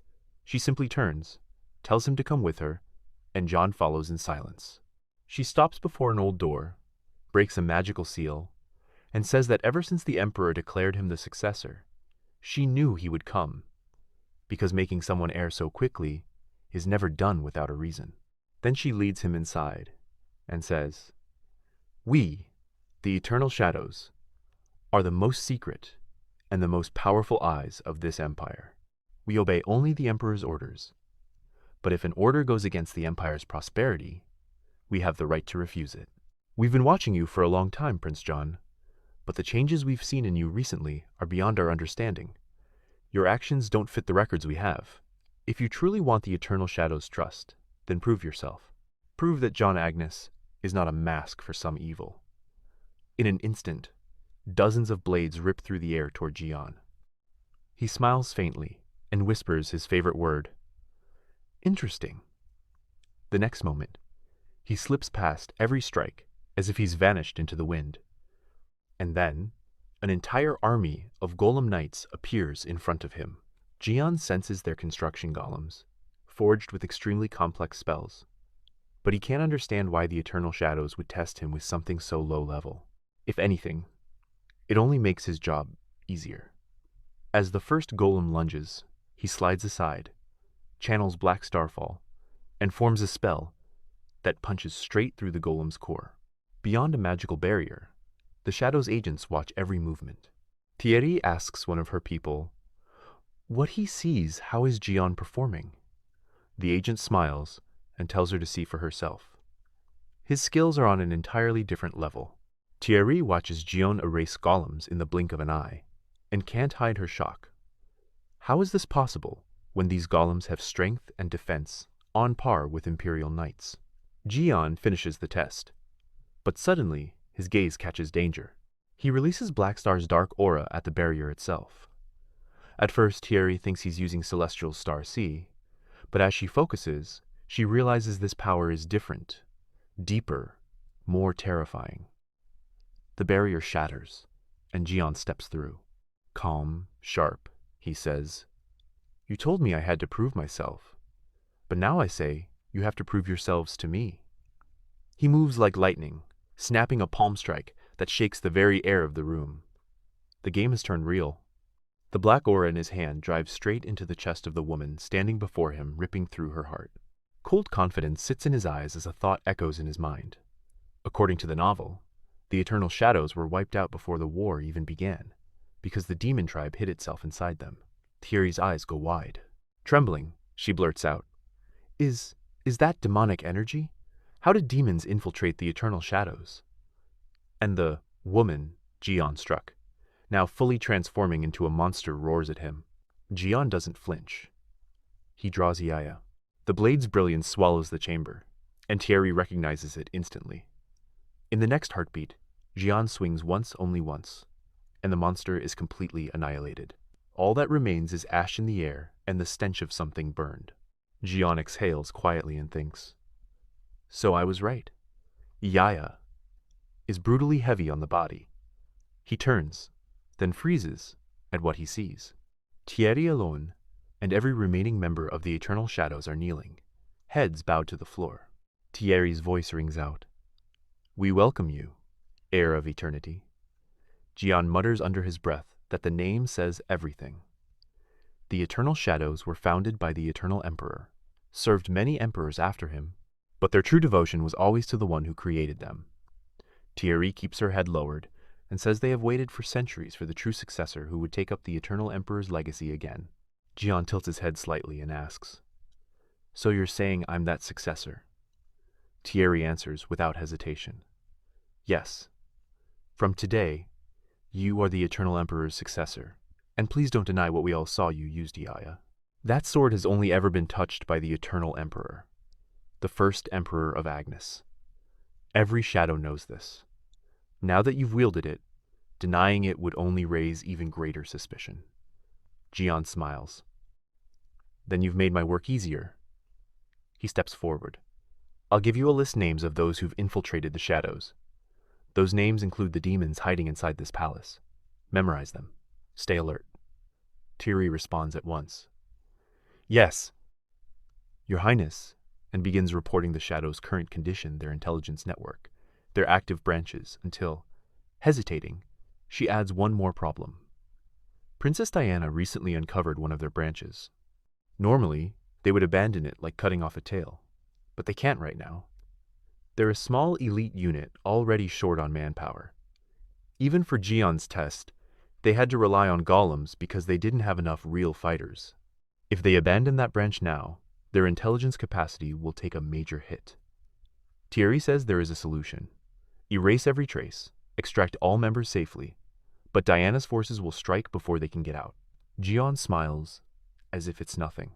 "If you only need a little time, that's easy. I have the perfect person to handle it." And the answer is obvious. Those assassins are about to become Lyosa's meal. Back at Pointer Palace, when Lyosa returns after completing her orders and sees Thierry nearby, she jokes, half laughing, whether Jian picked up a new slave while she was gone. Jian asks about the mission, and Lyosa proudly says she erased them root and branch exactly the way he wanted, and she even left a very specific trail on her way out. She asks if leaving traces of her blood magic will cause any trouble, and Jian says Diana Agnes is the suspicious type. She'll ignore the 99% obvious truth and latch onto the 1% hidden flaw. Thierry adds that the trail will lead Diana straight to Prince Enoch, and Jian agrees. Because Enoch and Diana's relationship is already bitter, this will shake Diana's mind even more. He senses today's move will pay off later, when it's time to remove Enoch for good. This day becomes the starting point of his mind game with Diana. Then he asks who made his coffee, because it tasted awful. Fredo says it was a new servant who recently arrived at Pointer Star Palace. Jian thinks drinks like that didn't even exist in his original world, so this is his one small pleasure, and that's exactly why his suspicion flares. Maybe his enemies sent a new spy. Thierry says she'll dig up the backstories of every new servant in the palace, but Jian doesn't really care who the spy is, or how strong they are. He can tear them all apart. Elsewhere, outside the Imperial Palace, Two monsters moving in human forms speak in low voices. The girl teases the man in the black cloak, saying his strange face still hasn't been discovered pure luck. The man says he doesn't need to change his face in front of her. The girl asks why the sudden meeting, since it wasn't even scheduled, and the man answers that contact with one of his companions has been cut, she's probably dead. The girl finds it strange. The man says he's still confirming details, but it isn't just her signals from several other subordinates have also disappeared. The girl says that means someone is hunting them. The man replies that the one killing them is none other than Gian Agnes. And aside from a certain rift, most of them were living right near Gian anyway. If the exiled imperial prince has started hunting them, the girl says, then things are about to get very interesting. The man replies that he's handing this case over to her now, and the girl's smile widens. In the next scene, Diana receives shocking news. Her 6th battalion, sent to wipe out a Shadows branch, has been completely erased. Furious, she crushes her teacup and demands to know if the messenger is truly saying the entire unit was wiped out.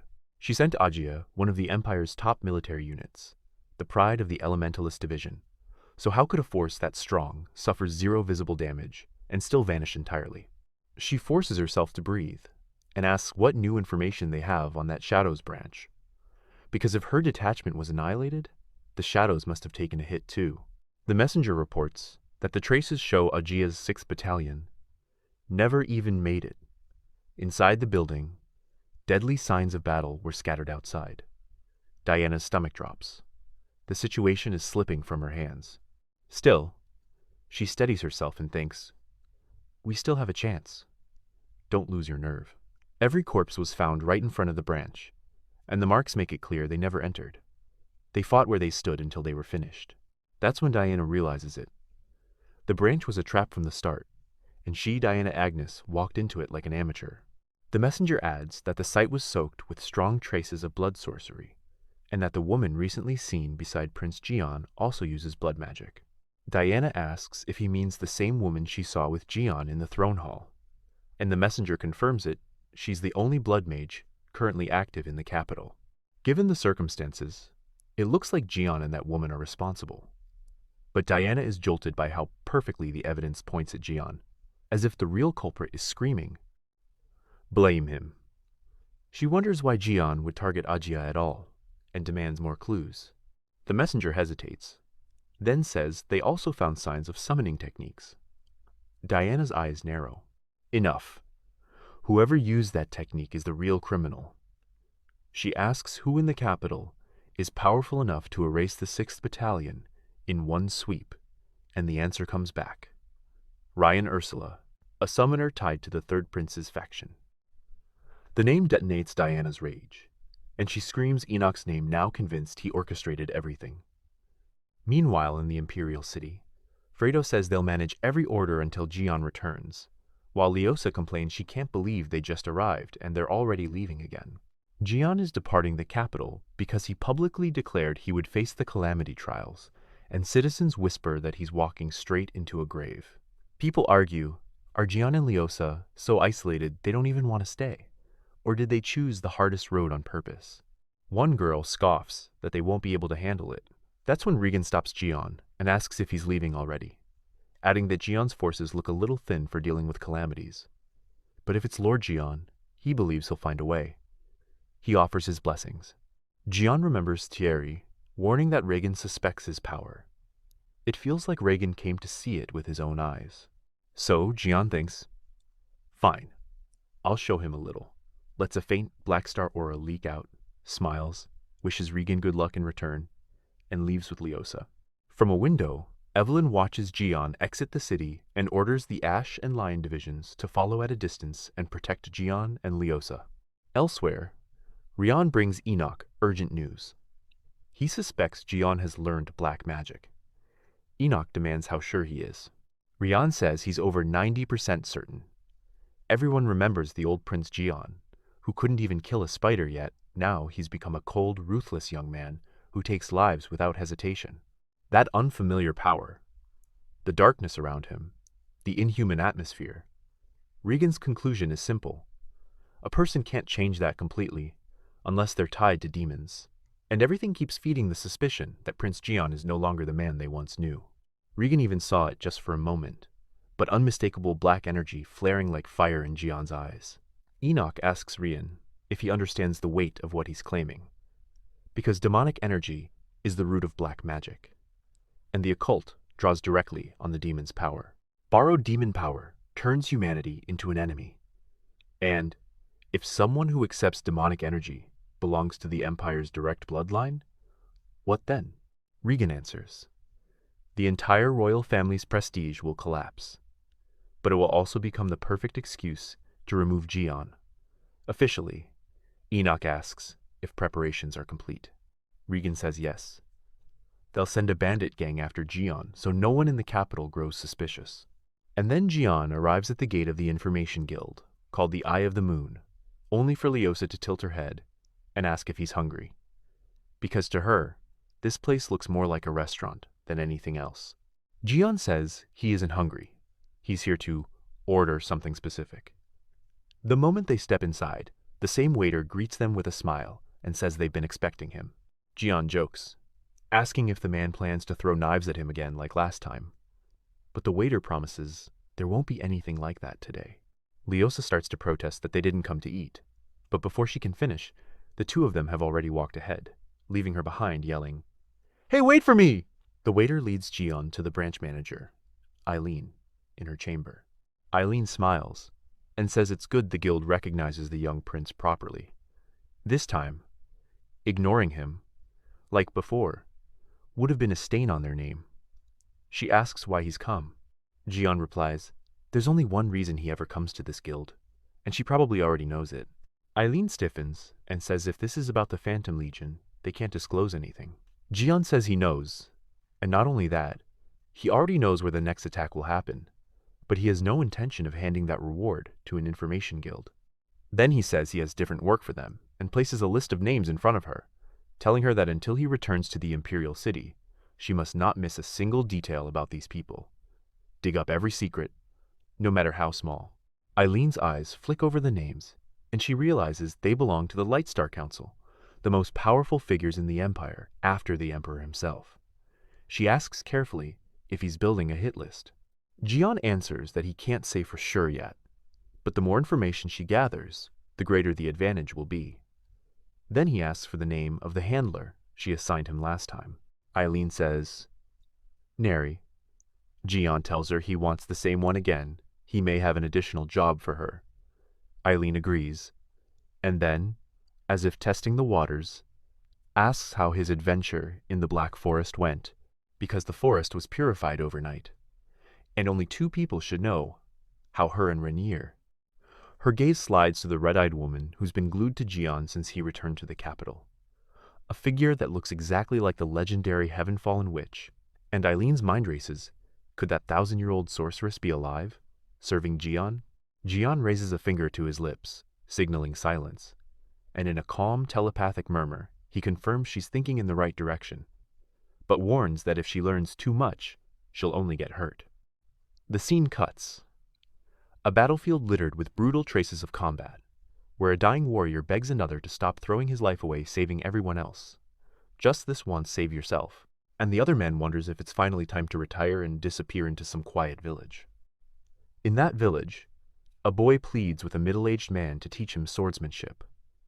The man refuses again and again, even when the boy offers to pay, and the boy storms out muttering that the man could have at least taught him one move. He tells himself he has to become strong fast. This peaceful little village is actually poor, defenseless, and too weak to stop even a gang of thieves, and he hates living somewhere so helpless. One day, he'll be powerful enough to leave. As Jian and Leosa pass through, the boy instantly realizes they're outsiders. Inside, the middle-aged man is thinking about the woman the boy keeps talking about, suspecting there really is a blood connection, wishing he could meet her sooner when Jian approaches him. The man studies Jian's hair color and guesses he might be royalty, and asks his name. Leosa, as always, looks ready to kill first, but Jian stops her and calmly introduces himself. Jian Agnes. The man freezes, so the abandoned pureblood prince is standing right in front of him? Were the rumors lies? Or had Jian been hiding himself all along? He asks what Jian wants, and Jian gives him a blunt offer. Submit to him, because this village will soon be destroyed, and if the man comes with him, Jian will save both the man and the village. The man says he doesn't trust words. If danger comes, they'll just run like they always do. Jian simply says, "Fine," and turns away. Lyosa asks why he didn't force the man into submission the way he forced her. Surprised Jian would back off at all, and she asks if he's giving up. Jian answers with a question of his own. Are heroes born? Or made? Lyosa blinks, confused by the sudden philosophy.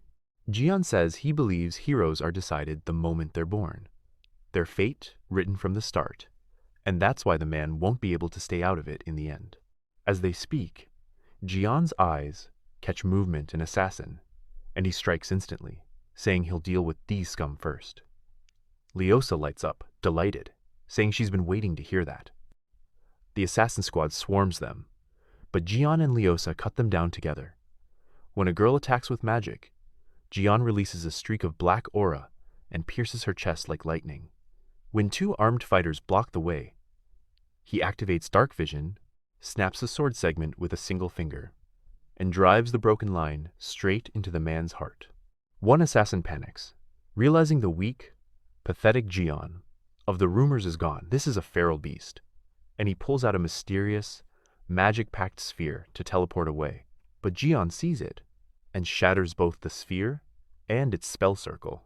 Jian mutters that he didn't expect them to attack so openly, but he knows his siblings are the ones most desperate to make him fail these trials. And then Neri appears. The air seems to tighten as her presence settles quiet, controlled, and frightening, and Jian admits there's one thing he can't figure out. He blocked every channel that could leak his information, so how are they tracking his movements anyway? From the bushes, Neri answers with a crooked smile. The assassins they fought are just scraps, mere disposable lackeys, while the real force is circling nearby, and soon they'll fall on the village. Nearby, the same boy who's overheard enough from the brush to understand the danger runs for the village in a panic, repeating to himself that he can't watch his home get torn apart again. Not this time, he has to warn everyone. Jian points out a few specific locations to Neri, and says that from here on, everything will proceed exactly according to their plan. Lyosa asks, "What about the village?" Neri clearly said, "An attack is coming." But Jian answers without hesitation that his current task comes first, and besides, there's someone in that village who will stop an entire army at the Rocky Canyon Pass. The scene shifts again.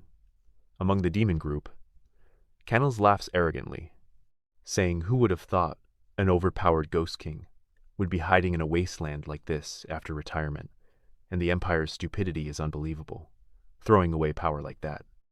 The demon girl says it's perfect. It'll make killing him easier. Canlas lifts the strange device in his hand, swelling with pride because with it he can summon the entire Phantom Legion. And no matter how divine the Ghost King is, he can't handle a full spectral army alone. Another demon reports that Jian has chosen the Phantom Legion catastrophe as his successor trial, and he only has one companion. What can he possibly do against an army? A second demon laughs and says maybe Jian never intended to solve the calamity at all, because nobody knows where the Phantom Legion will appear, so it's the perfect excuse. Then the mood shifts. An order has come down from above, put Jian on the watch list, because the disappearances of demons inside the palace may be his doing. The girl looks stunned, but another demon says that if it's true, then Jian must have sensed the demon's existence from the very beginning. Canlas is still spouting his nonsense, when Jian suddenly appears and ends his sentence with a single strike. Not metaphorically. He drives the blade straight through Canlas's chest, and the other demons go rigid, staring like statues. Jian's red, glowing eyes feel like they're drilling into their souls as he asks, in an ice-cold voice, how they learned so much about him, even after he sealed every possible route for information to leak. How they managed to track his location at all. At the same time, back in the village, the boy returns to a scene that looks like a burning nightmare. Homes are being attacked. People are screaming and begging for their lives, and his eyes fill with tears as the same horror from the past plays out in front of him again. He mutters that he won't lose his village this time, grabs a weapon, and charges at the monsters hiding in human form, but one attacker catches him by the throat, leans close, and says he loves the defiance in the boy's eyes. So he'll rip those eyes out first. The attacker's hand reaches for the boy's right eye, and the boy thinks, in the end, all he ever wanted was to save this place when a voice cuts through. The next instant, the middle-aged man, the one who used to be a knight captain, moves, and two monsters are erased in the blink of an eye. He remembers his fallen comrade, telling him not to throw his life away saving others, to live for himself, and he silently apologizes that he never managed to follow that advice. Elsewhere, the demon girl asks who this Jinn really is, and her companions answer, the one who attacked them is none other than Jinn Agnes. Canels, stunned by the ambush, can't understand how Jinn got here, whether he already knows what they are, or where this impossible power came from. Power that has nothing to do with the Empire's image of a useless prince. He decides Jinn has to die. Jinn, meanwhile, has already judged them. These demons are far above anything he's faced before, and at his current limit, he can barely handle two. If three attack together, he'll have no choice but to reveal his trump card Aya, the mythical weapon that awakens the wielder's true power. He wants to see how much it changes him the moment he grips it, and with a black, explosion-like flash, he blasts one demon away, then tears into the demon girl and locks her down. The remaining two strike together, but Jinn teleports out in a heartbeat. He knows he can only sustain this blade for about 10 minutes, and wasting time here would be a mistake. The real game is only beginning, and he has just 2 minutes left for what matters. He lunges at one demon. The demon releases a razor-grass wave of energy, and snarls that he won't fall for the same trick twice, while Canlis swings with arms outstretched, convinced Jinn will finally take a fatal hit. Yet in the next moment, Jinn is standing there perfectly intact, as if nothing touched him. In a blink, he's behind Canlis, ripping open his back. Canlis tries to retreat, but Jinn appears in front of him instantly, and brings the sword around. The demon tries to restrain him, and Jinn calmly explains. The light-extinguishing sword erases any demonic energy it touches. Even if it can't cut through every vine and tendril at once, he still has another card, Darkstream, savage form, a smothering black surge that crushes everything in its path. Canlis watches in terror as the sword drinks the light around it, until the air itself feels like a total blackout. The power swirling around Prince Jinn isn't the Agnes bloodline's celestial light at all. It's pitch-black darkness, so deep it would make even monsters tremble. Canlis realizes he's seen this kind of ominous presence once before.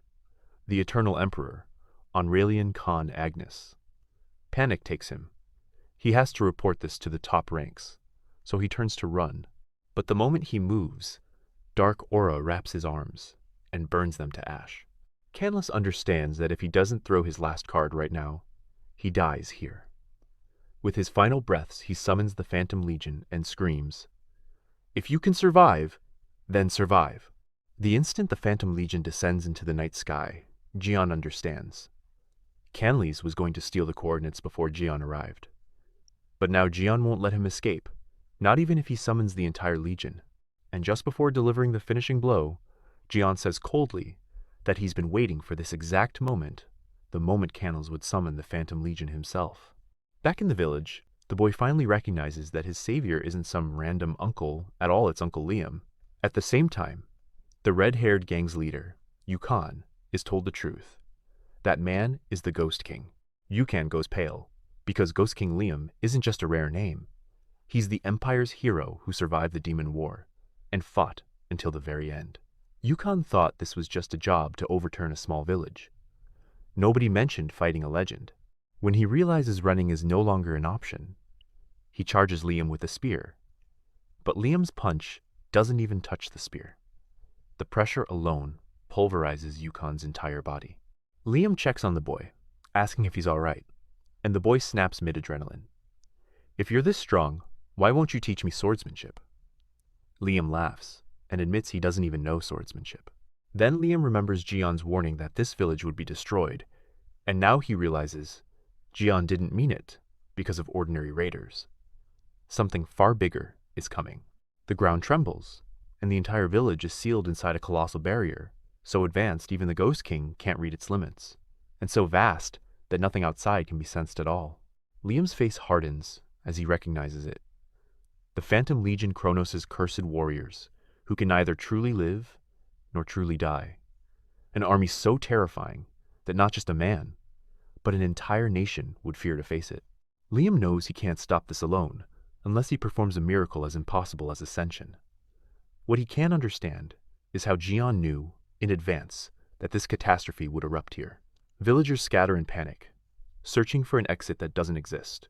Liam tells the boy to stay back, and then releases an aura so massive it feels like the earth itself is roaring, like a hero returning to the battlefield.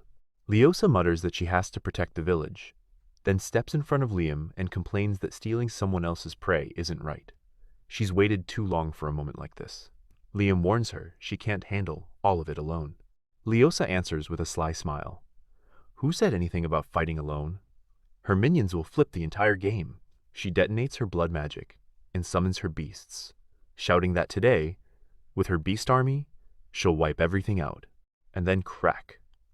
The barrier fractures at one point and shatters open, and Jian steps through. Even from a distance he can feel it. An overwhelming energy that truly deserves to be called one of the 7 great calamities. Framer's Chronicles flashed through his mind, the story where the hero, alongside his companions, annihilated the Phantom Legion outright. Jian doesn't have a squad at his back, only his most important key, Leosa Bloodwalker, the Witch of Heavenly Slaughter. The moment he lands, he senses a presence that's nothing like the other Phantom Warriors. Higher, heavier, unmistakably superior. He says the knight on the black horse is the ruler of the Phantom Legion, the cursed king bound by the ancient god Kronos. And Jian smiles because that is his real target. Nearby, Leosa is cutting through Phantom soldiers with a satisfied grin, almost laughing that following Jian was the right choice. Jian tells her to push forward harder. Leosa gathers her blood mana, detonates it in a single blast to clear the path, and waves him through. Jian mounts his own black horse and charges straight into the Phantom Legion at full speed because the only reason he forced the demons to summon the Legion was to seize Kronos' tool, and the first condition is absolute. The summoner must personally leap into the endless war. He activates Dark Vision, orders the Shadowers of Black Starfall to hold their arrows and clean up the rest, then calls Aya and pours in a new power Black Dot. Without slowing the horse, he tears through the clutter himself, returning Dark Coating, then detonating a black flash when more creatures try to stop him. As he closes in on the boss, he expands Aya's range with Black Star Aura, leaps in, and slams a full-force strike that shatters the knight's red sword. The knight tries to rebuild it with his aura, so Jian floods Aya with even more Black Star power and fires another black flash. The knight looks up and sees Jian in midair, but before he can process it, Jian vanishes, leaving only dark aura behind, then reappears right in front of him. Jian attacks, and the knight blocks and deflects effortlessly. Jian strikes again. The knight catches the blade with his bare hand, releases it like it's nothing, and moves to counter. Jian dodges on instinct, and the knight, cold, certain, says he won't lose to him. He admits he's been waiting for this fight, hoping it might finally end his endless punishment, and then, almost bitterly, asks why Jian is so weak. Jian feels it too. The gap in pure fundamentals is enormous, and even amplification isn't breaking through. There's only one way left to bring down the Phantom King. He pours Black Starfall's aura into Aya again, and darkness erupts outward like an explosion. Outside the barrier, the 5th unit of the Ashenline Division Captain Karen and Vice Captain Pavlo are tracking Jian's position. Karen curses their luck, forced to chase the deposed prince, while Pavlo laughs and tells him to enjoy the spectacle until Karen spots the colossal barrier and freezes. He orders the unit to reach it immediately. Inside, Jian and the king collide, heavy blades screaming as they grind against each other until the king swings and suddenly realizes his hand and sword are already falling away. Because Jian has activated Lunar Eclipse, an ultimate amplifier, the most vicious reversal technique, where he detonates all the Black Star power in his body in a single instant and shoves every capability far beyond its limit. Right now, he's at his peak. He appears behind the king. The king turns too slow, and Jian strikes first. For a heartbeat, the king thinks he's stopped it, but then he sees Jian's dark aura crushing his own blue aura down. Jian smiles and asks quietly, "So, who's weak now?" Outside, the knights Evelyn sent are drenched in sweat, trying to break the barrier. The captain growls that even fighting demons never took this much force. The vice captain fears Jian is inside, and may be already dead, until the captain screams for everyone to fall back, concentrates all his power into one point, and finally cracks the barrier. The vice captain snaps orders to hammer the cracked section so it can't repair itself, and they smash their way in. What they find makes their blood run cold. Monsters they've never seen in their lives, and Prince Jian locked in a lethal duel with a mounted knight. Jian presses the king relentlessly. Dodging is becoming impossible. The king tries something, but Jian reads it instantly and warns him that cheap tricks won't work anymore. Jian swings, the king ducks. Jian drives an elbow into his face. Time is running out. Lunar eclipse has less than 1 minute left. The king, shaken, can't understand how everything flipped so violently. This isn't the same fight anymore. It's climbed far beyond his expectations. He releases blue flames again as Jian slides back, and the king admits that at first he thought Jian was weak.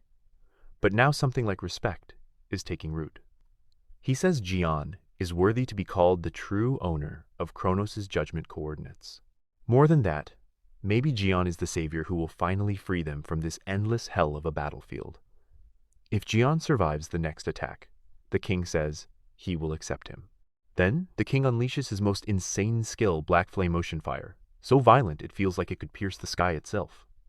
Even the captain outside stares in disbelief, thinking this is madness. Jian counts it. Lunar eclipse ends in 5 seconds. He has no choice but to crush this head-on. The Phantom King has been trapped for centuries, fighting the same war on repeat, waiting for anyone to come and end his curse. Jian swallows the king's catastrophic strike with the full power of lunar eclipse and calls him by his true name, the Abyss. And Abyss smiles, thankful for the battle and thankful that Jian has finally freed them from their cursed fate. Just as Jian planned, the entire Phantom Legion collapses into nothing. Without pausing, Jian steps into the portal to pursue his next target. Inside, an unfamiliar man greets him, asking if the cursed army has truly been ended, and then, amused, asks, "You're not going to ask who I am?" In Jian's mind, only one word surfaces: Guardian, because in the novel, this man was called exactly that. Jian asks where the 5 questions are, and the Guardian freezes, demanding to know how Jian already understands what reward comes from defeating the Cursed Legion. He points at him, as if seeing something impossible, and says flatly, "You're not the hero. So how did this happen? How can destiny change?" The Guardian explains that destiny is the combined record of a person's past, present, and future, fused with the time they are allotted from their life.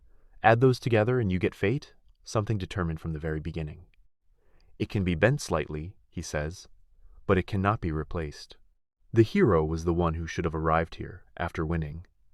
Yet Jian is the one standing in front of him, and the contradiction keeps looping in the Guardian's mind. Destiny cannot be changed. Jian wonders if the Guardian is talking about the destiny of the novel itself, and after a long pause, the Guardian concludes there must be an unknown variable inside destiny, something that only appears when a transcendent power interferes. Then, he tries to read Jian's fate, and finds nothing at all, as if Jian doesn't exist in this world's ledger.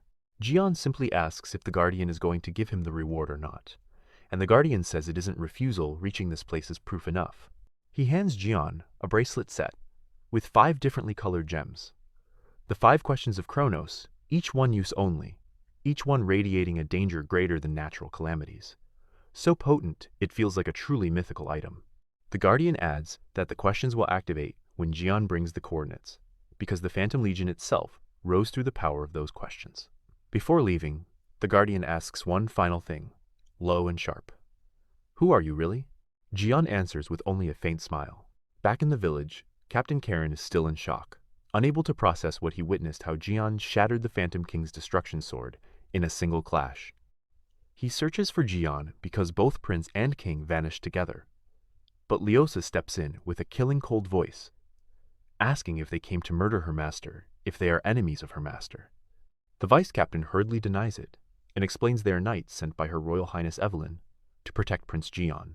General Liam cuts in, saying Karen never takes missions like assassinations, and Karen, startled, asks why Liam is here, whether this truly is his place of retirement. Liam says yes, and admits he never expected to fight an army that large again. Karen says he's relieved Liam is safe and asks what happened, and Liam gestures toward Leosa and explains that a phantom army appeared then, was completely annihilated by this woman and Prince Jian. Karen can only think that the two of them are monsters themselves, to be able to fight an army like that. Leosa paces, hunting for Jian, wondering where her master could be, until Jian steps out of the portal at last and says he needs time to rest. 5 days after the attack, Jian decides to leave the village.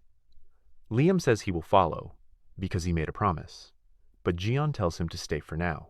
Jian reflects that the true purpose of this trip was to obtain Cronus's 5 questions, and proof of succession. Liam is only a side benefit. Useful, not necessary, though he will matter when full-scale war against the demons finally comes.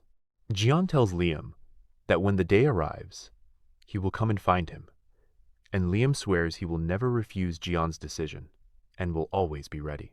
Jian feels the seeds he planted before leaving the abandoned palace are about to sprout. Now it's time to harvest. News spreads that the Phantom Legion has vanished. Inside the Eye of the Moon Information Guild, the manager asks for the report, and the informant says it was submitted by the special intelligence agent Nari, who followed Prince Jian. According to the report, Jian's party reached the village. A barrier was raised, and soon after the Phantom Legion was completely destroyed. Only Jian, his red-eyed subordinate woman, and Liam the legendary Ghost King remained, and the Ash Lion division also appeared at the scene. The manager asks if the information has leaked elsewhere. The informant says no. The manager thinks if it leaks, the Imperial City and the entire capital will shake. She asks what Jian will do next, and the informant says he doubts the prince will stop here. He will head straight for the Imperial City. The manager hesitates, wondering if she should go directly to the Imperial Palace and inform the assembly, when the informant adds there is one more report someone has appeared, who is considered a hero, and she demands details. Elsewhere, on the training ground, Jian pushes to raise Black Starfall's potency, but finds it hard to break through, realizing he has reached a 3-star level and must develop further. Priscilla arrives and says she heard he defeated the Phantom Legion, then asks what he has brought back this time. Jian asks what she wants. Priscilla says she wants to help Sir Jian with his endeavors, but Jian cuts her down with calm, ruthless logic.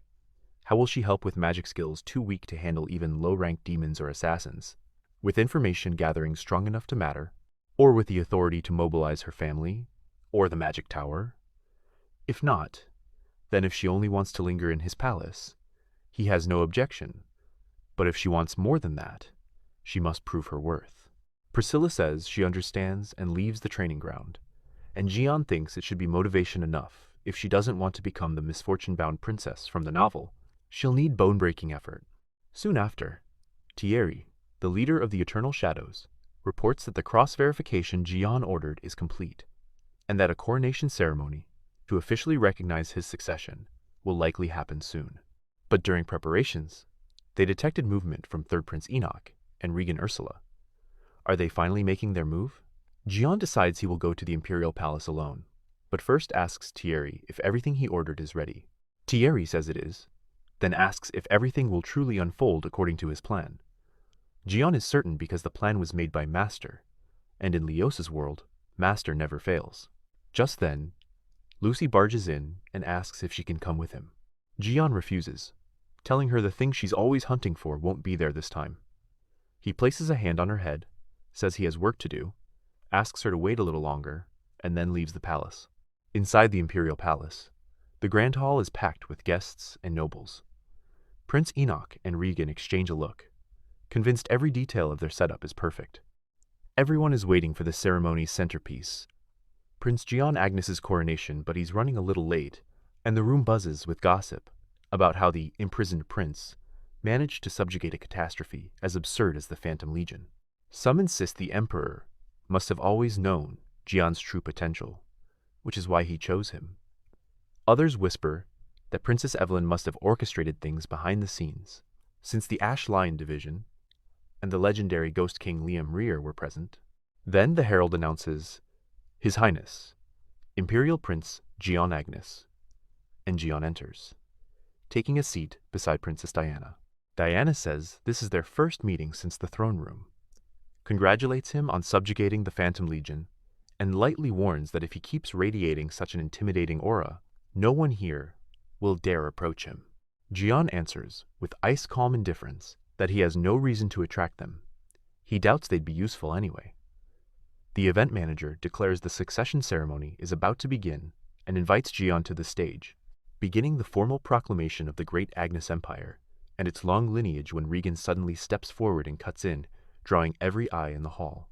Regan loudly insists on offering his congratulations first, praising Jian's achievement while ignoring the manager's attempt to stop him until the ceremony ends.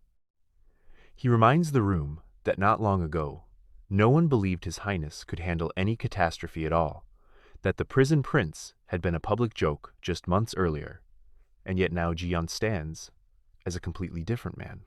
Then Regan turns the praise into a blade.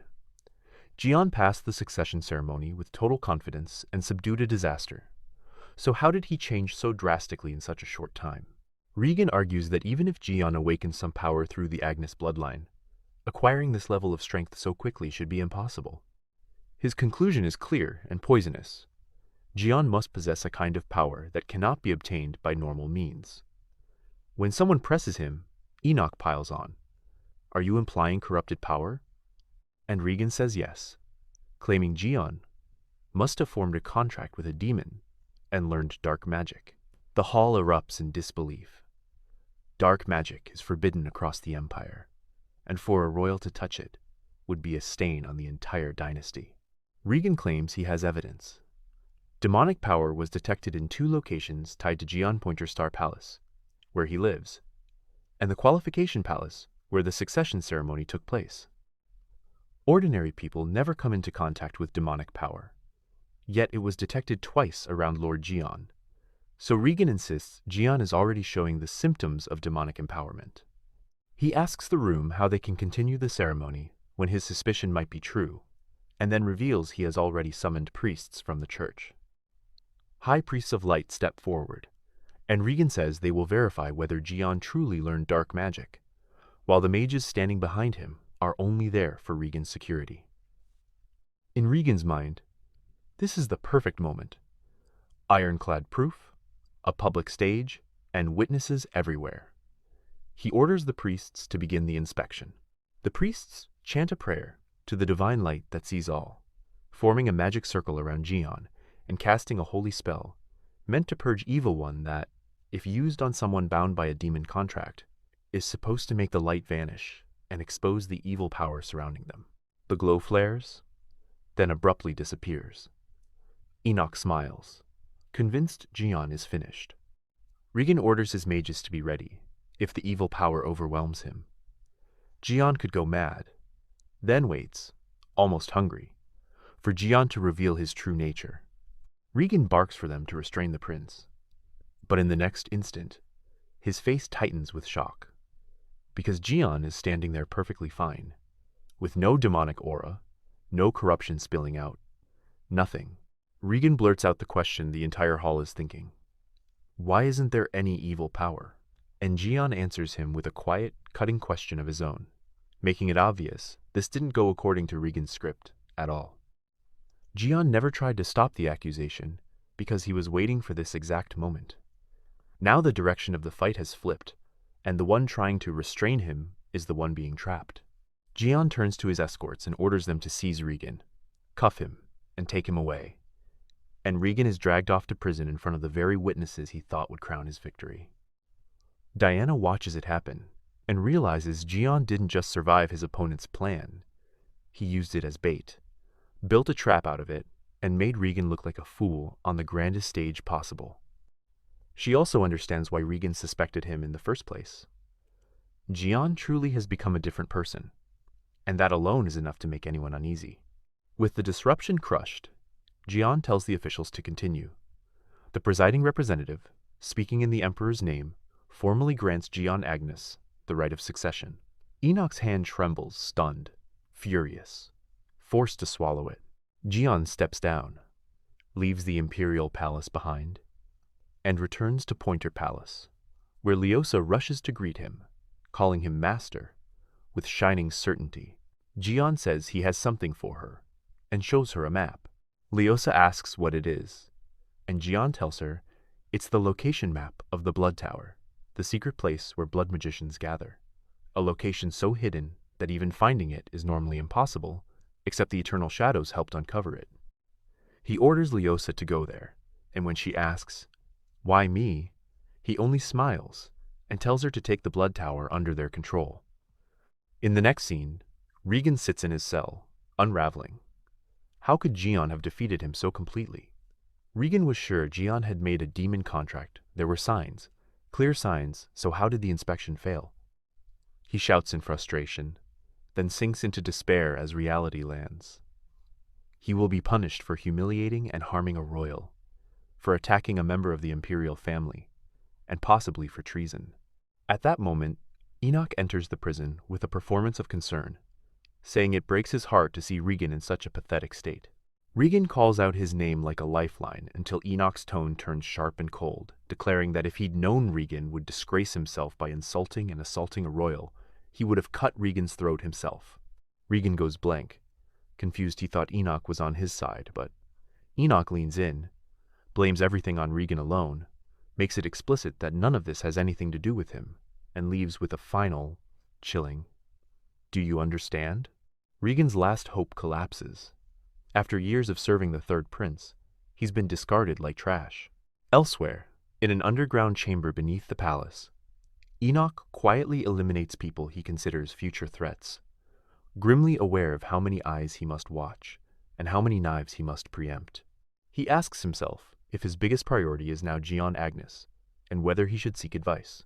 In another cut, two demons appear, noticing that their comrade's presence has vanished completely and that the Phantom Legion has been wiped out. The female demon confirms it was done by that man, Jian Agnes, and wonders how he discovered something that is a top secret even among demons. The male demon thinks with unease that none of the Empire's intelligence groups can stop them, because they don't even understand what they're truly facing. On the contrary, the male demon senses that Jian is far beyond normal, because it feels as though he is hunting them, as if he already knows what is about to happen.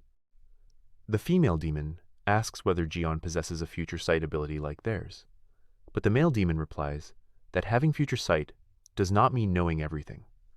She then wonders if everything they believe about Prince Jian could be false. The male demon says that they will have to figure out what to do with Jian going forward, just as they must with the hero's party. The female demon recalls intelligence, suggesting that Jian Agnes is headed to the Magic Tower University, and her comrade confirms hearing the same, though he does not understand the reason.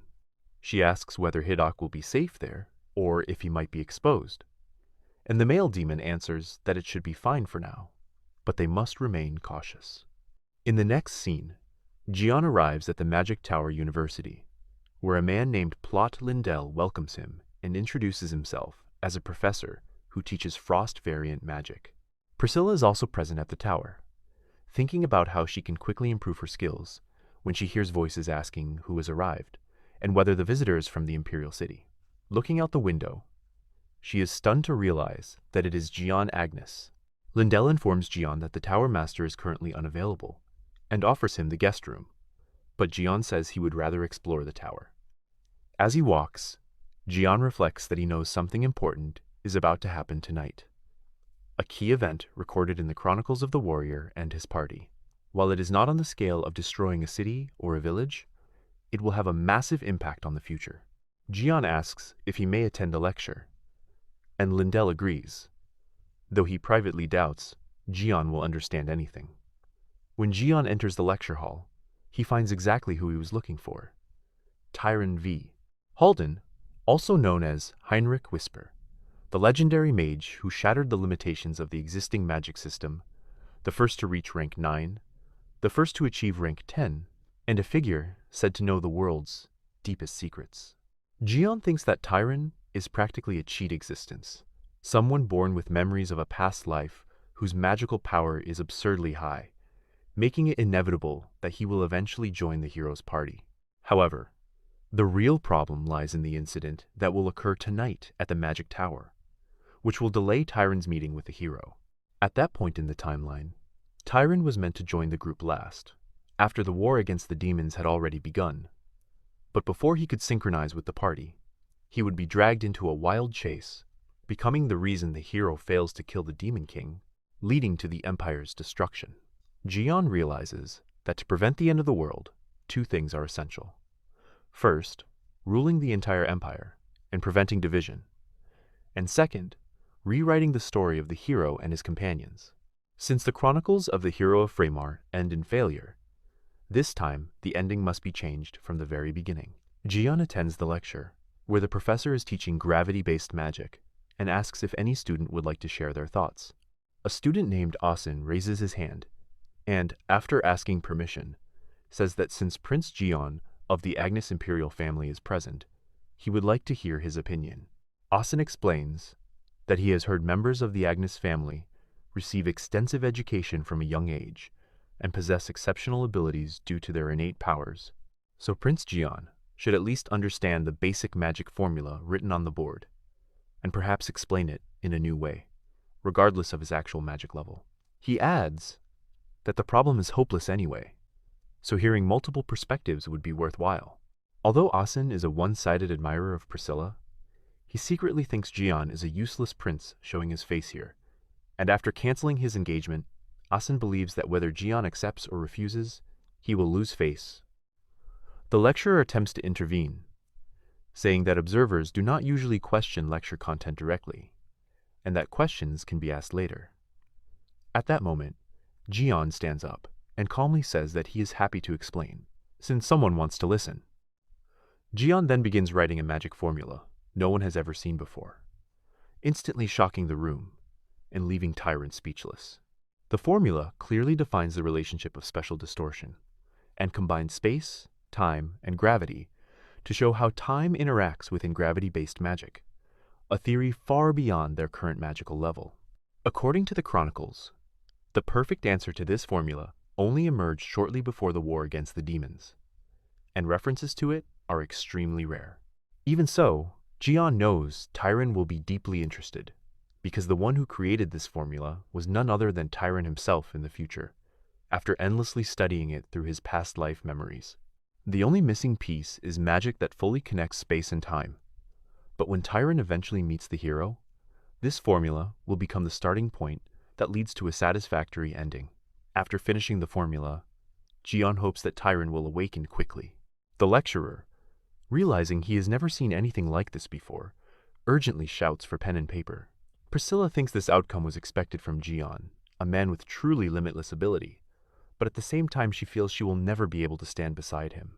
Jian walks up the steps toward Asen, who panics, remembering he heard Jian had never studied magic.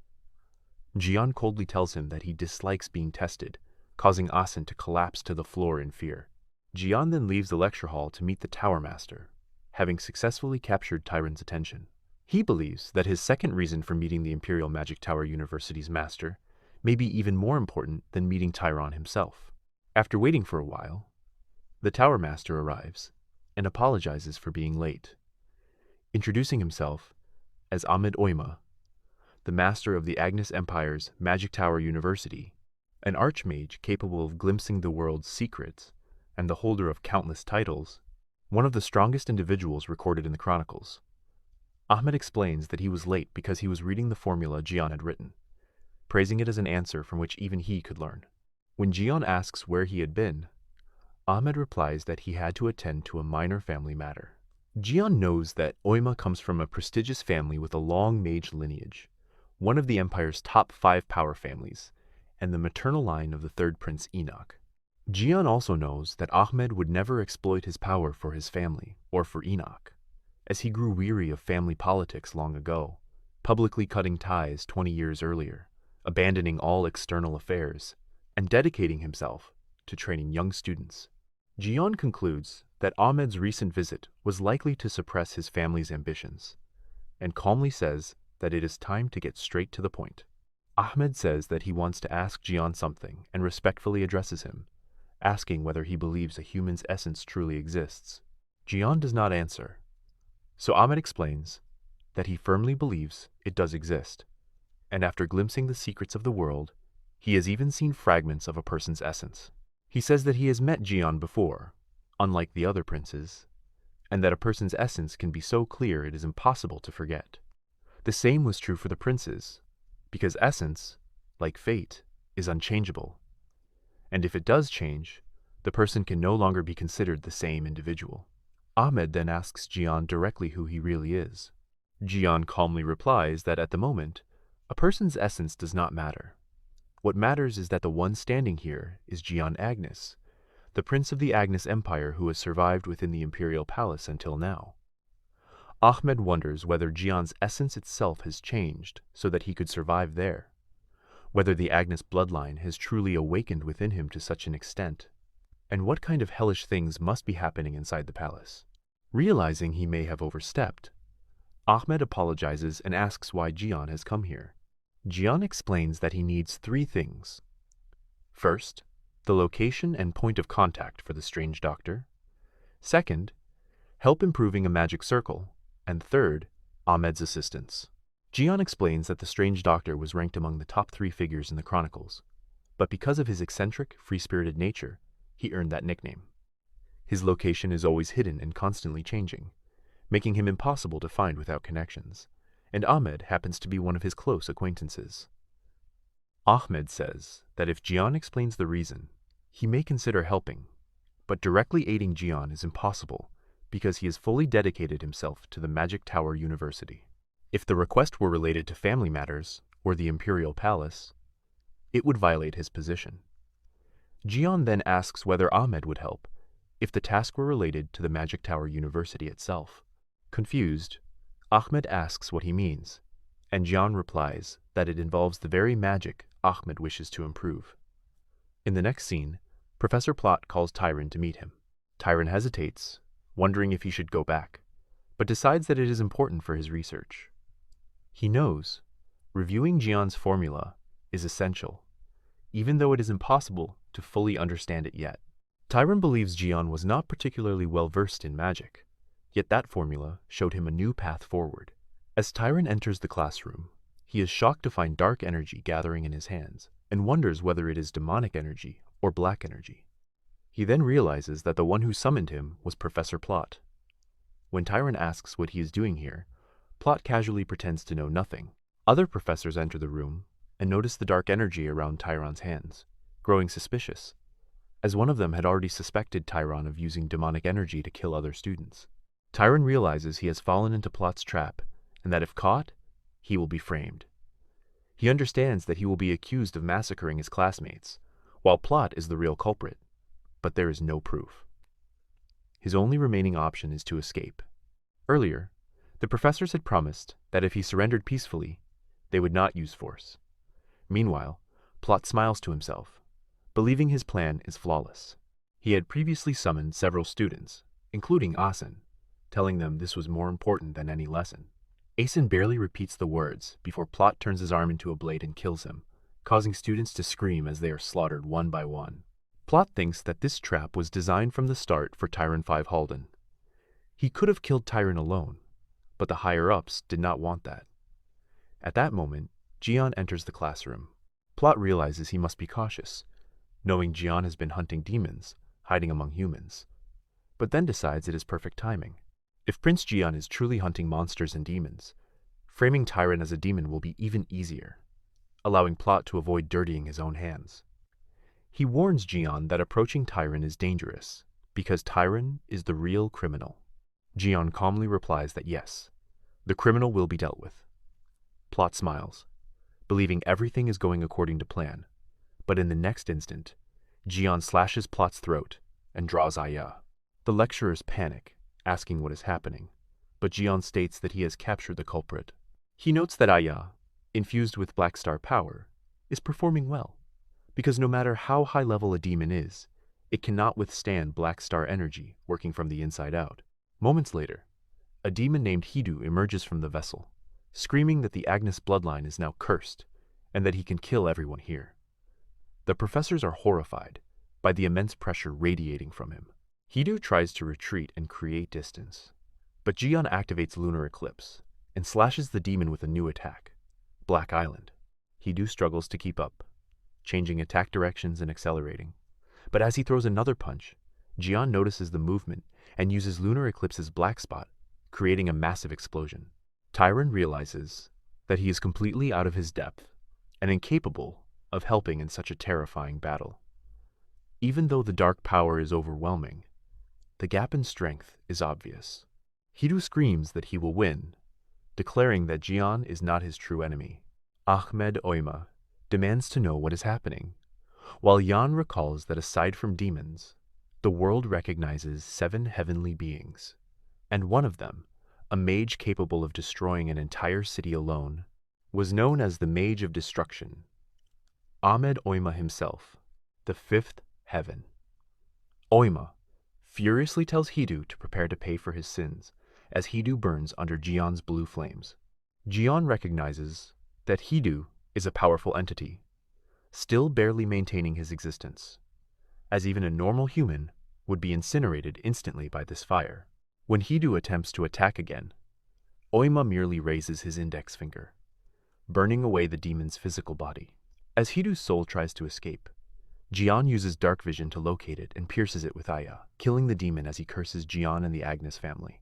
After the demon's death, Jian looks at Tyron, knowing that there will now be no delay in his meeting with the hero. Although Jian cannot fully predict how this will alter the future, at least Tyron will not be framed or taken away, and he will now understand that demons are hunting him, ensuring he will no longer remain lazy. When Oima asks if everyone is safe, the professors confirm they are, though they are deeply confused. Oima orders the incident to be kept secret and takes full responsibility, dismissing Tyron to rest and promising to speak in detail the next day. After everyone leaves, Oima tells Jian that they should continue their earlier discussion. Jian agrees, and when Oima asks whether demons are truly hiding within society and what he should do, Jian calmly replies that for now, he can only do the 3 things he mentioned earlier. Jian realizes that because Ahmed has taken a magical oath not to interfere in any matters outside the magic tower, he cannot intervene in the palace's internal conflicts, and at the same time, enhancing the color identification array is critically important. As Jian is about to leave, Tyron calls out to him from behind and says he has something to ask, raising a finger toward his lips. Jian stops him and tells him not to ask anything, because only those who are truly worthy are allowed to ask. Jian hesitates to help Tyron, because not only would it bring no immediate benefit, but Tyron's growth has been designed so that his full potential can only be unlocked by staying with the hero. That is why Jian decides not to help him, especially since he has no intention of personally cultivating Tyron. Once all members of the hero's party complete their awakenings, things will naturally move forward, and while having allies is never a bad thing, Tyron returns home, with Jian's words echoing in his mind, questioning whether he is truly worthy. He reflects that the Magic Tower Master's power was so overwhelming it etched itself into his memory. Yet there is something about Prince Jian that goes even beyond that, as if Jian already knew the correct answer to a theory that even the Master could not solve, and had already identified Professor Plot as the true culprit.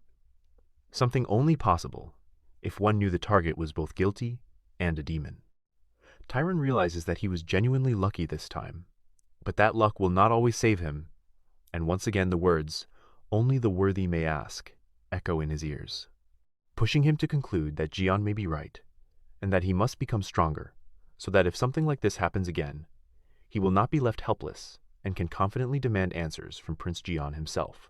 Inside the carriage, Jian clearly feels the after effects of using Lunar Eclipse the previous night, and estimates that this weakened state may last 4 to 5 days, far more severe than before, largely because Jian Agnes's constitution is naturally weak, and if he had not consumed the 1,000-year-old ogre's heart, he likely would not have been able to use Lunar Eclipse at all, which is why he decides he must meet the strange doctor as soon as possible, since improving his physical condition is currently the most effective solution. Still, he has gained something from the battle, as Black Star Fall has upgraded to Stage 3. likely stimulated when he destroyed the Phantom Legion's king and activated lunar eclipse once more, and once his body recovers, he should be able to fully ascend within that stage.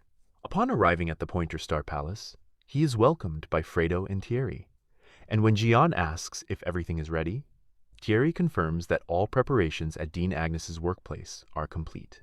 Meanwhile, Diana Agnes is thinking about the black sword Gian used earlier, and is convinced that it was the light-extinguishing sword once wielded by the Empire's first emperor, the Eternal Emperor, recalling that she had only seen part of it in the underground treasury and never imagined it would end up in Gian's hands.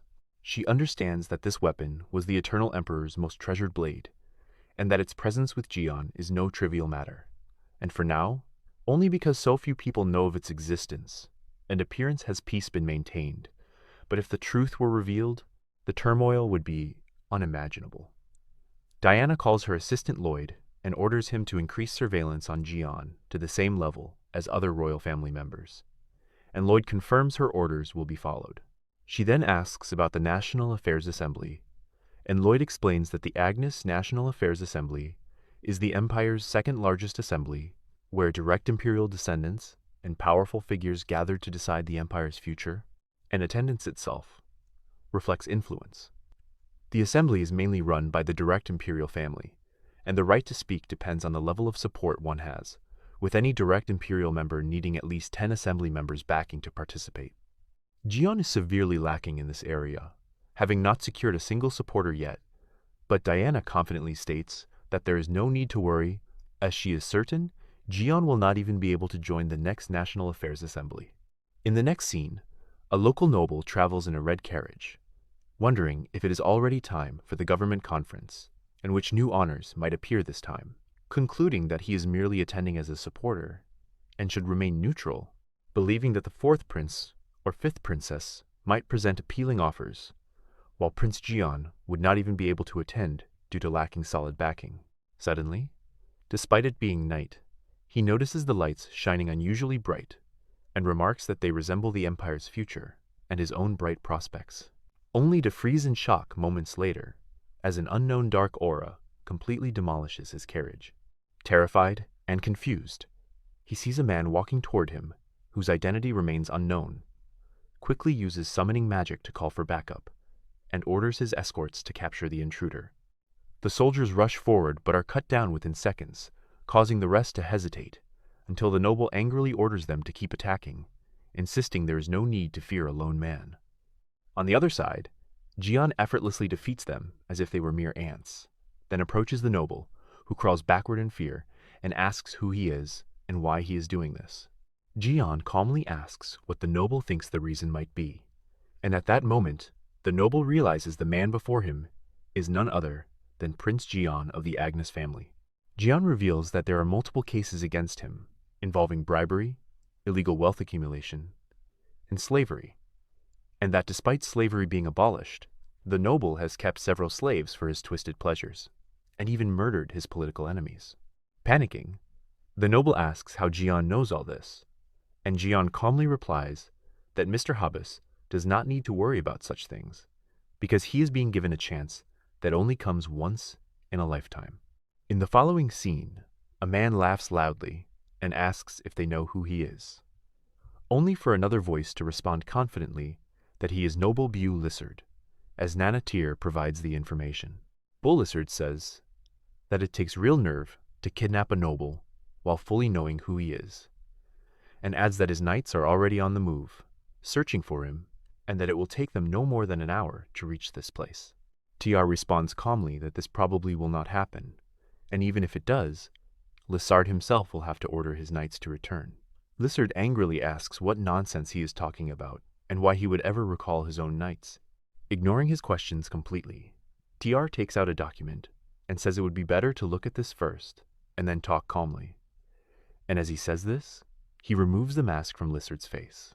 At the same time, Enoch receives news from his personal informant that it appears Prince Gian is planning to attend the government conference, which confuses Enoch because Gian currently has no backing from any lawmakers. He asks how Gian could possibly attend, and the informant replies that neutral lawmakers seem to be getting recruited quietly in the shadows. Enoch thinks angrily that Jian actually dares to try attending the government conference, and believes that recruiting 10 out of 11 neutral lawmakers in such a short time should be impossible, but when it comes to Jian, nothing can be said with certainty. Realizing the seriousness of the situation, he orders his informant to collect complete information on all neutral lawmakers, and says he will review the report after returning from the underground. Enoch then opens a portal and travels underground. Meanwhile, Jian is thinking that this is the best moment to increase the potency of the Black Star, because otherwise, everything would have to be postponed until after the government conference. If everything goes according to his plan, it will not take much time, because something is about to happen that will change the entire course of events, and if he does not reach 3-star level by then, his future plans will not proceed smoothly. He manifests the Black Star aura around himself, and after some time, focuses all of the energy into a single point, realizing that if he were even slightly weaker right now, this breakthrough would have been impossible. Finally, he tells himself that this is the last step, and his final shot.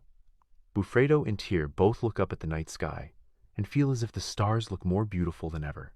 At the Blood Tower Master Caradedicals says that if things continue like this, the very existence of the Blood Tower will be in danger, and wonders what can be done to improve the situation, concluding that in times like these, all blood mages should unite. Yet despite their small numbers, there is no unity among them. He wishes that someone like the 1,000-year-old witch were here, or rather, that the witch herself would appear, and just then receives news that an intruder has entered the tower. Repeating the word intruder, Kara goes out to the balcony to check and sees people being restrained by blood magic. Leosa tells Kara that he took quite a long time to arrive, and when he asks if she is really Leosa Bloodwalker, she answers confidently that she is, and who else could it be at such a critical time? Hearing this, all the members begin shouting that the 1,000-year-old witch, the mother of beasts, their queen, has finally arrived, and with her arrival, control of the Blood Tower is taken over effortlessly. However, Leosa wonders whether taking these people along would even be useful, saying that those who inherited blood magic have grown extremely weak, and that she finds the situation irritating, though there is no other choice left now, and the only path forward is to make them stronger. Elsewhere, Kerma is shocked to learn that the news of Hook's death has already reached his comrades, and a male demon asks whether this was Gian Agnes's doing again. The female demon replies that contact with Hook was cut at the perfect time, precisely when Gian Agnes went to visit the Imperial Magic Tower University.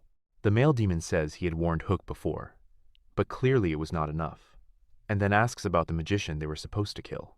The girl replies that Hook had been targeting that magician from the start, and that this may be why Gian eliminated Hook first, since Hook had also extracted information related to the hero using future-seeing abilities. She wonders whether Gian might possess future sight as well, but the male demon immediately says that it is impossible for Gian to have such powers.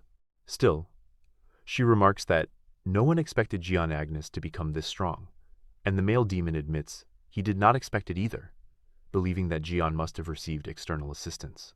When she asks whether that monster from the Magic Tower University was involved, he replies that since the matter concerns the Magic Tower, there is no way that monster would remain uninvolved, especially since no information has leaked, clearly indicating the Tower Master's involvement.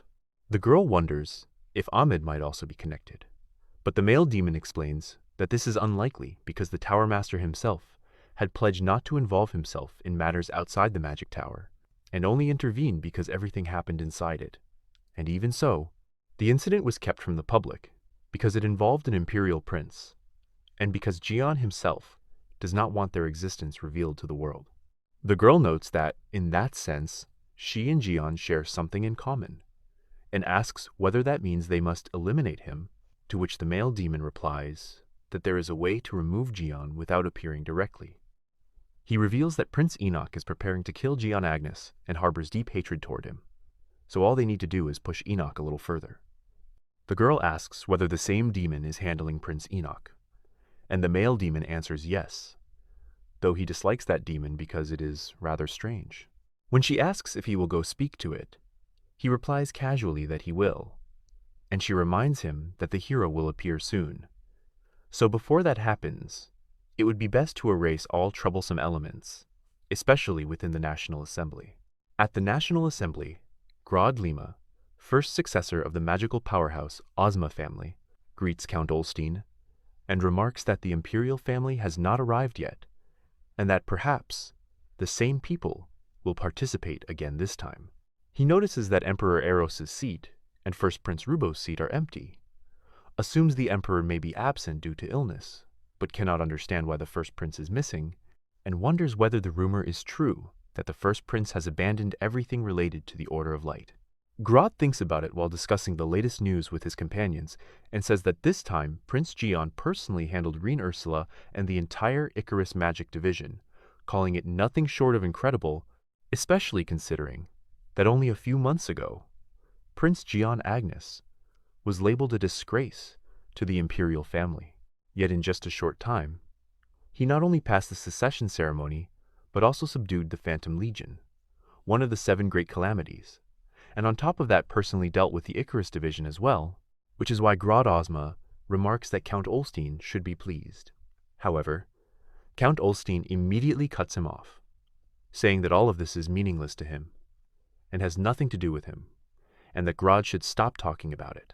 At that moment, an announcement rings out declaring that Her Highness Princess Diana Agnes, the 5th Princess, has entered.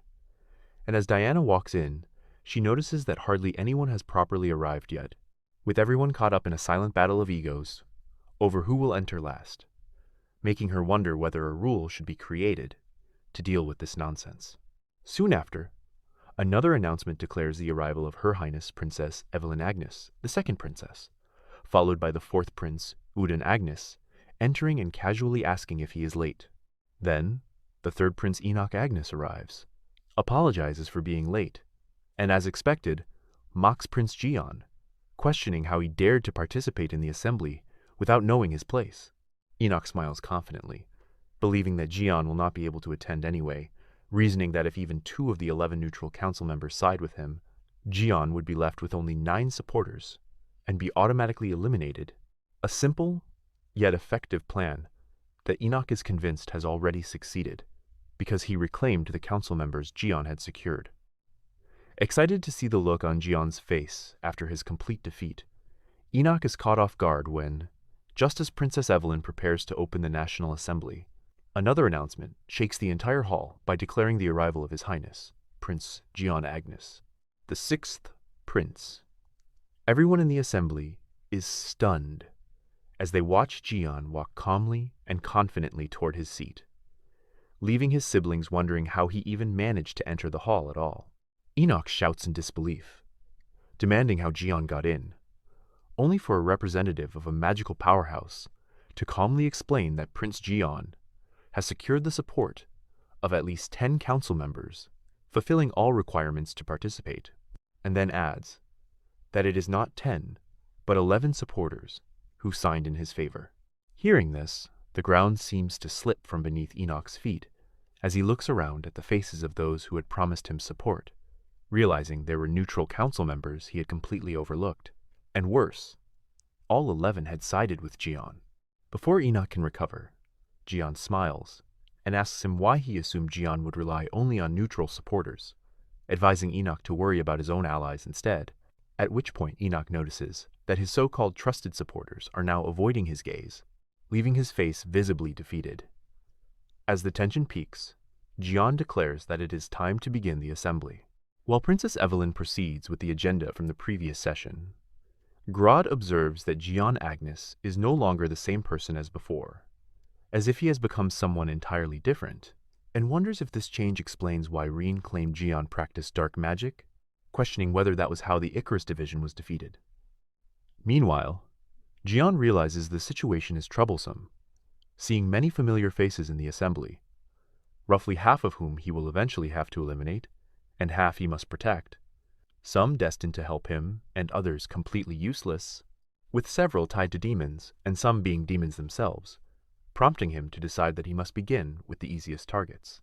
Princess Ellen announces the closure of the previous agenda and begins reviewing new proposals, starting with Prince Udan Agnes's suggestion to increase the military budget, during which Princess Diana and Prince Enoch share their views, while Diana senses something odd due to the unusual silence in the hall, since meetings usually end after submissions and reviews. Knowing that Jian joined the National Assembly, she is certain he wants something, yet he submitted no agenda beforehand, which deeply confuses her. Just as Ellen declares the agenda complete and moves to conclude the meeting, Jian intervenes and says he wishes to propose an agenda immediately, stating that the Imperial Family Parade should be moved forward. Ellen confirms that he means the routine Imperial Parade, where the Agnes Imperial family marches with knight orders before the citizens to display imperial splendor and formally recognize succession rights, a significant but usually routine event that requires full control over military forces, something Jian currently lacks, making his request seem illogical. Calmly, Jian insists and says 1 week will be enough, prompting Udon to agree enthusiastically, while Diana openly opposes the proposal, arguing that advancing the parade would disrupt established schedules, and suspecting that Jian would not make such a proposal without a solid plan. Elin then asks for Enoch's opinion, and Enoch smiles and agrees as well, believing Jian is merely creating an opportunity for himself and secretly thinking that Jian is plotting something again, though it no longer matters to him, because he swears to completely destroy Jian after the National Assembly. After the meeting ends, Princess Evelyn speaks to Jian and admits that she once believed he would not even pass the succession ceremony, but now realizes her judgment of him was wrong. Evelyn recalls an old incident when Karen once said that Prince Jian's skills were growing at a monstrous speed, and now it becomes clear that Karen was not lying back then.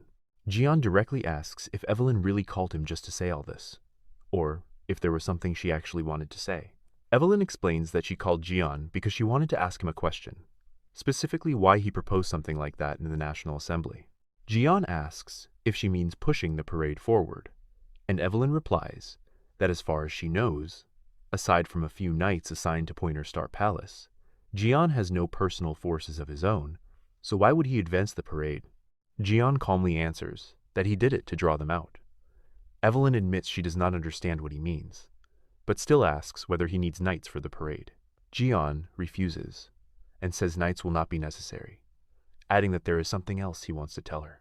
Meanwhile, Diana wonders what Jian is planning this time, unable to understand why he made such a proposal in the National Assembly, especially since she has not detected any movement from his side. Is Jian really planning to participate in the parade alone? Just then, she's informed that a guest has arrived. When she asks who it is, the knight replies that Prince Jian Agnes has come.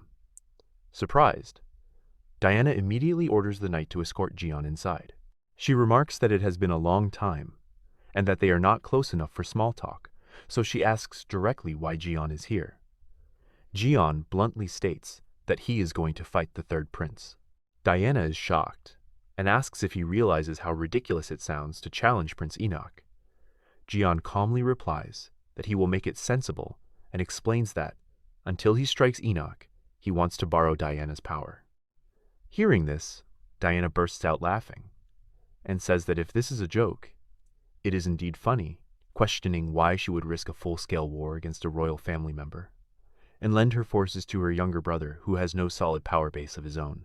She asks what she would gain from this, and why Jian even thought she would lend him her power, stating that such a proposal requires both parties to be on equal footing, and asks if he truly believes they are on the same level. As she releases her aura to intimidate him, Jian releases his own aura and calmly asks who decides what that level even is. The moment his overwhelming dark aura erupts, the entire room trembles, and Diana instantly realizes that this power is neither magic, nor martial arts, nor celestial stars, but something similar, yet far darker. She wonders in shock if she is actually feeling fear. Jian tells her that she does not need to personally intervene in the fight, but only needs to lend him the elemental army under her command, Igia. Diana sternly asks why he came specifically to her, and Jian answers that it is because he knows she hates the third Prince Enoch the most. When Diana asks if that is the only reason, Jian adds that the second reason is the thing hidden beneath Red Star Palace, the very palace where Enoch resides, and asks whether these two reasons are not enough to convince her. In the Chronicles, Diana attacks Enoch during the royal parade 1 month later, after Enoch has already left the imperial palace. But it was not a full-scale battle, because Diana herself did not intervene, and the reason behind that decision was never revealed. According to Jian, the reason is directly connected to what lies beneath Red Star Palace. Diana reflects that Enoch is indeed the most irritating of all, his insolent behavior growing worse by the day, and she had already been considering punishing him. On top of that, one unit of Aegea has already been completely annihilated, and the vague information about what lies beneath Red Star Palace is a major risk that must be addressed. After thinking deeply, she asks if Jian has prepared a complete plan to execute this, and Jian proceeds to explain his entire plan to her. After Jian leaves, Diana admits that she never expected him to have prepared such a large-scale plan, as she initially thought it would only be a simple ambush. The plan is extremely destructive, and just as dangerous. But if it succeeds, Enoch's very existence within the imperial palace could be completely erased. She realizes this may be the best opportunity she will ever get, and since she has already agreed, there is no turning back now. She asks her manager how many elemental army units are currently available, and he replies that aside from the 3rd and 8th units, all others are on missions outside the imperial city. Diana orders that all units be immediately summoned to Blue Star Palace, making it appear as though this is simply preparation for the parade, and the manager bows and accepts the order. Elsewhere, Enoch calls his assistant and asks if he is there, to which the man replies with a smile that of course he is in the imperial palace, and that he was planning to meet Enoch anyway, their thoughts aligning perfectly. Enoch irritably tells him to stop the theatrics and asks about the progress of the experiment. The assistant replies that thanks to the steady supply of test subjects provided by Prince Enoch, significant progress has been made, though perfection still requires more time. When Enoch asks how long, he is told it will take at least a few more weeks. Enoch thinks it would have been perfect if it were completed before the royal parade, but decides it no longer matters, since he cannot understand why Jian suddenly advanced the parade.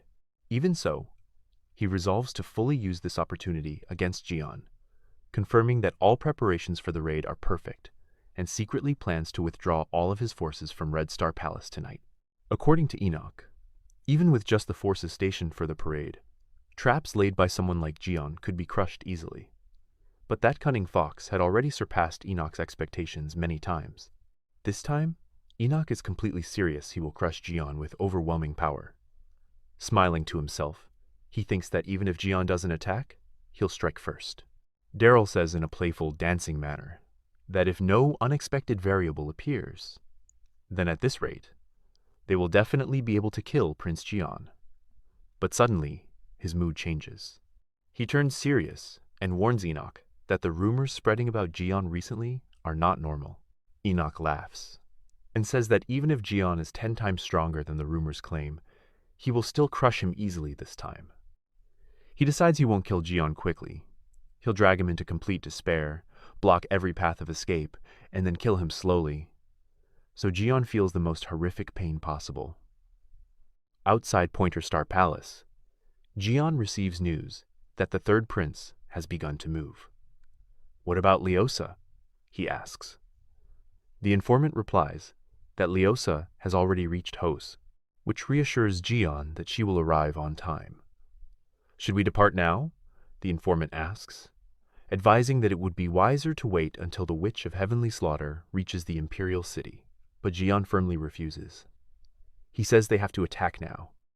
In his mind, Jian reflects that everything annihilating one unit of Diana's elemental army and proposing in the National Assembly to hold the royal parade earlier was all for this day. He tells himself that Enoch is his first target because, right now, Enoch is the easiest target within the imperial family. But soon, that same Enoch will become the most dangerous enemy. The 3rd prince has been conducting experiments on humans together with demons beneath Red Star Palace, and very soon Enoch will obtain an enormous result from those experiments. After that, he would rapidly become even stronger. Originally, the peak of Enoch's power was supposed to arrive at the exact time of the royal parade 1 full month later. At that point, eliminating Enoch would be like taking down one of the strongest beings in the world. That is why, In the chronicles, Diana's attack failed, but Jian forced the royal parade forward by 1 week in the National Assembly, creating a 1-week window to eliminate Enoch. And now, at last, it was time for the first imperial family hunt to begin. At Red Star Palace, the gatekeeper Albert is talking with a co-worker. He says that even though Icarus has been reduced to ruins, shouldn't lesser knights from the imperial city be sent here for guard duty? The other gatekeeper tells him to stop muttering and says that honestly, he is simply thankful they're still alive. Albert agrees, but adds that it's still too much this wasn't their fault, so why are they being punished for their superiors' useless decisions? The second gatekeeper warns him to stay quiet and keep a low profile for now. Maybe when things calm down, they'll be transferred to another magic division. Then Albert suddenly points ahead before either of them can even process what's happening. Jian enters with the Aegea elemental army. Within seconds, Albert's head is severed from his body. The second gatekeeper is killed as well. Jian infiltrates Red Star Palace with Aegea. The knights assigned to guard the palace at night sense the attack, and immediately charge at Jian, shouting, "How dare you attack Red Star Palace, where His Highness Prince Enoch resides?" At that moment, Aegea's commander orders his troops to eliminate the first wave. Spears sharp like lances form from water element magic and rain down on the enemy knights. The defenders are completely shocked. Why is Aegea, the strongest elemental army of the Agnes Empire, here? The first wave is wiped out without even being able to resist. No one could have imagined that tonight they would be ambushed by the Empire's strongest elemental army. Jian thinks to himself that Aegea is called a strong guest for a reason.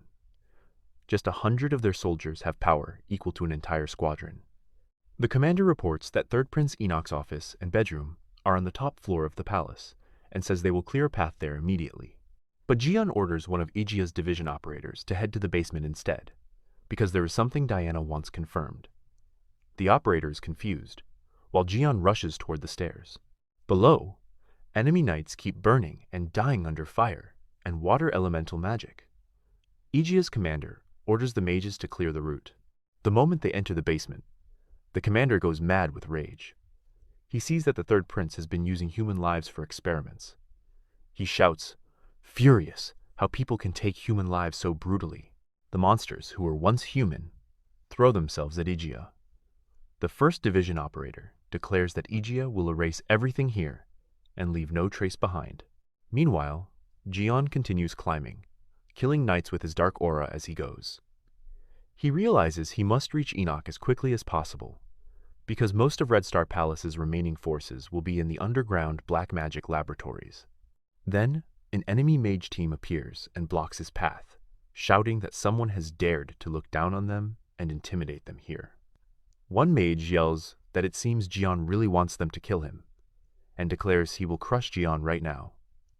Jian replies that the most desperate ones here are actually them. Then he uses dark light and annihilates the enemies instantly. And when Blackstar upgraded from 2 stars to 3 stars, the biggest change was the Dark Circuit formation. The Dark Circuit is a network formed inside the user's body, dedicated to channeling the Black Star's energy. A 3-star Black Star is achieved when all of the Dark Circuits are activated. Compared to blood vessels, which were used before to conduct Black Star energy, these circuits are faster and far more efficient. Jian thinks that now this should be enough to deal with the weaklings. In the basement, Aegea's first division operator, Lagi, thinks there's no end to these monsters. He says no one would have imagined the third prince would join hands with black magicians. The human experimentation lab alone is shocking, but worse. A disgusting dark energy has filled the entire basement floor, and he staggers near the doorway.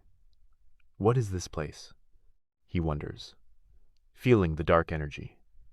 Something is wrong inside.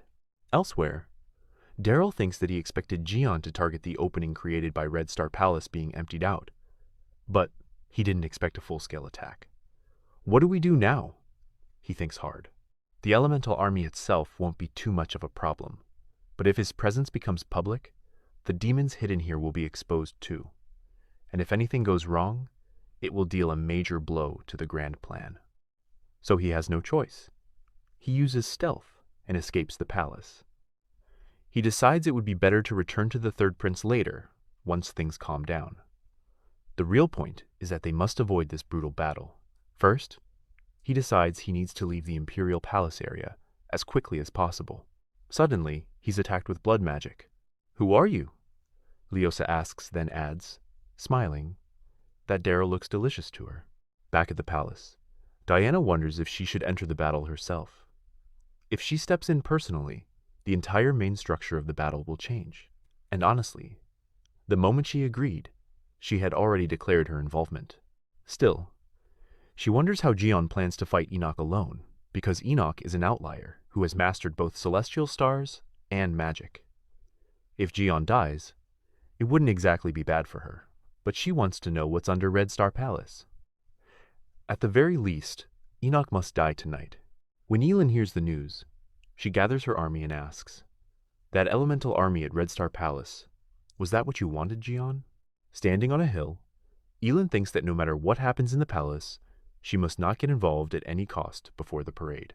Seeing countless emissions of elemental energy, she suspects even Diana is involved. She never imagined things would spiral this far.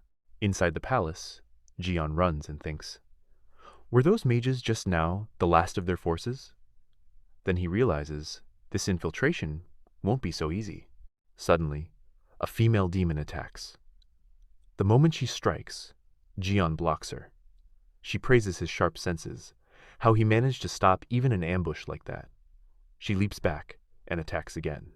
At that moment, a mid-tier demon pair from an independent demon squadron arrives.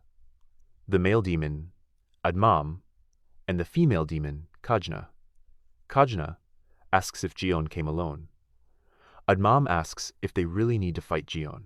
Kajna agrees, and scoffs, doesn't Daryl know his own limits?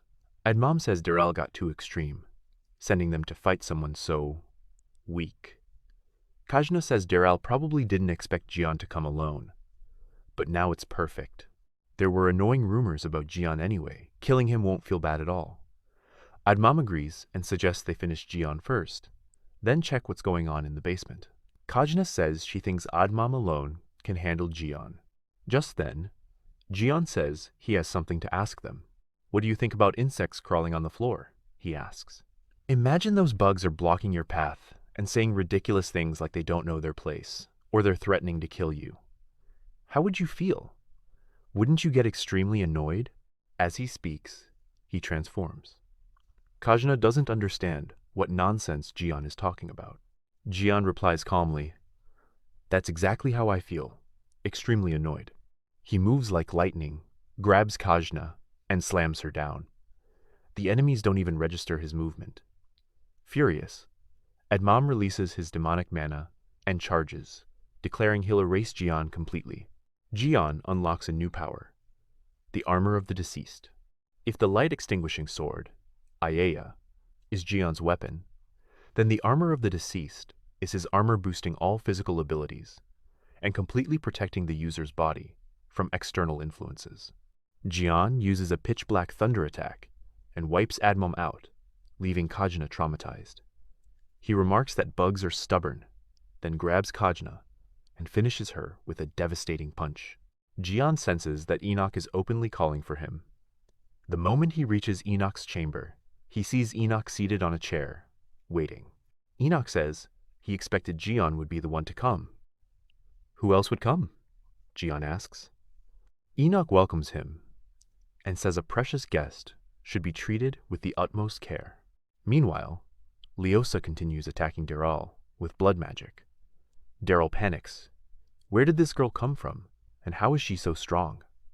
He's shocked when he realizes Leosa is nearly as strong as the Seven Heavens.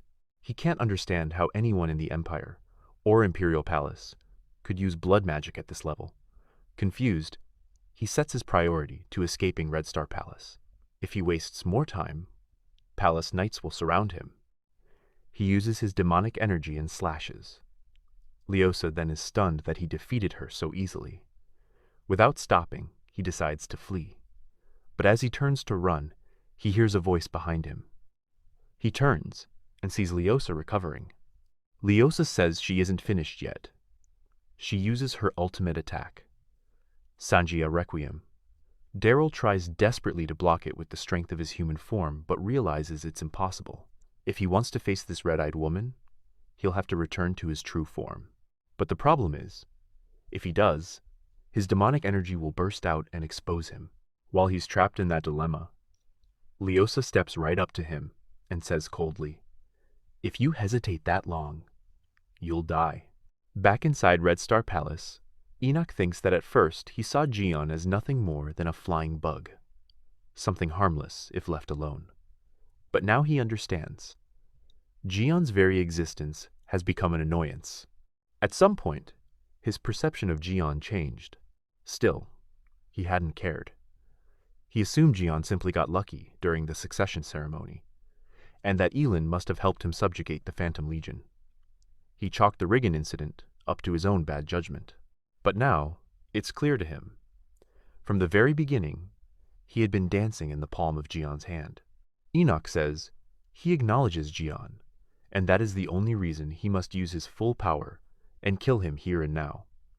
He feels his tremendous aura, a power mastered by the direct descendants of the Agus family, celestial stars.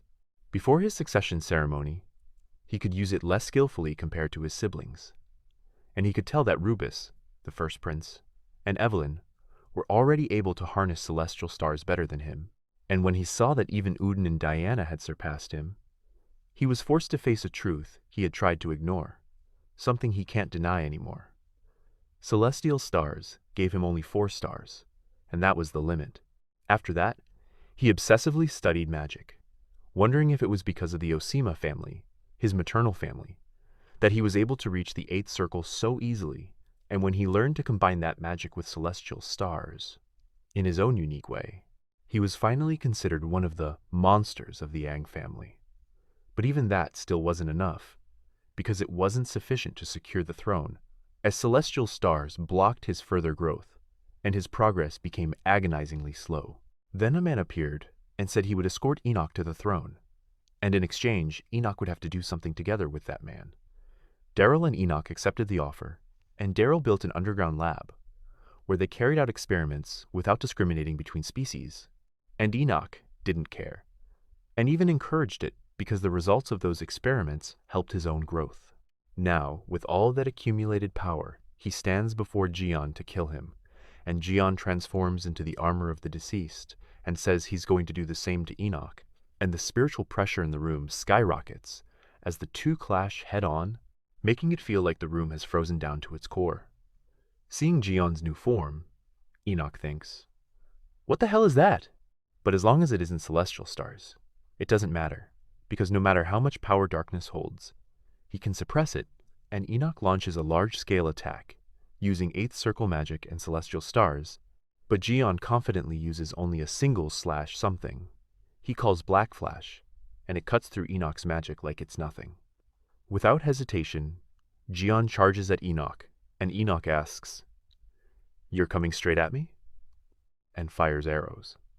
But they can't touch Jian because the armor forms a barrier.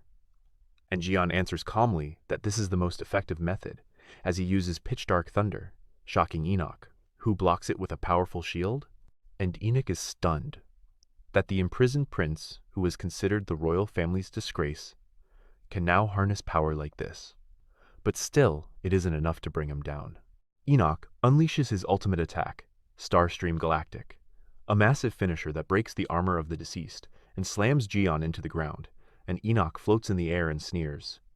"Is that all? What do you think you're standing on?" As he wonders if Jian is too stupid to assess his power, or if he's simply gone insane, mocking him by saying Jian was born to be a simpleton, and no matter how hard he tries, he'll always be one, declaring he'll kill Jian here and now, and crush everyone who infiltrated his palace. Because this is how it should have been from the start, when suddenly the ground begins to shake. Jian says, "See? Why did you think that was all?" As he rises and reminds him, he never said it was over. And among the ancient gods, Kronos asked humans 5 questions, one of them being how time flows. And the answer lies in the power born from that question.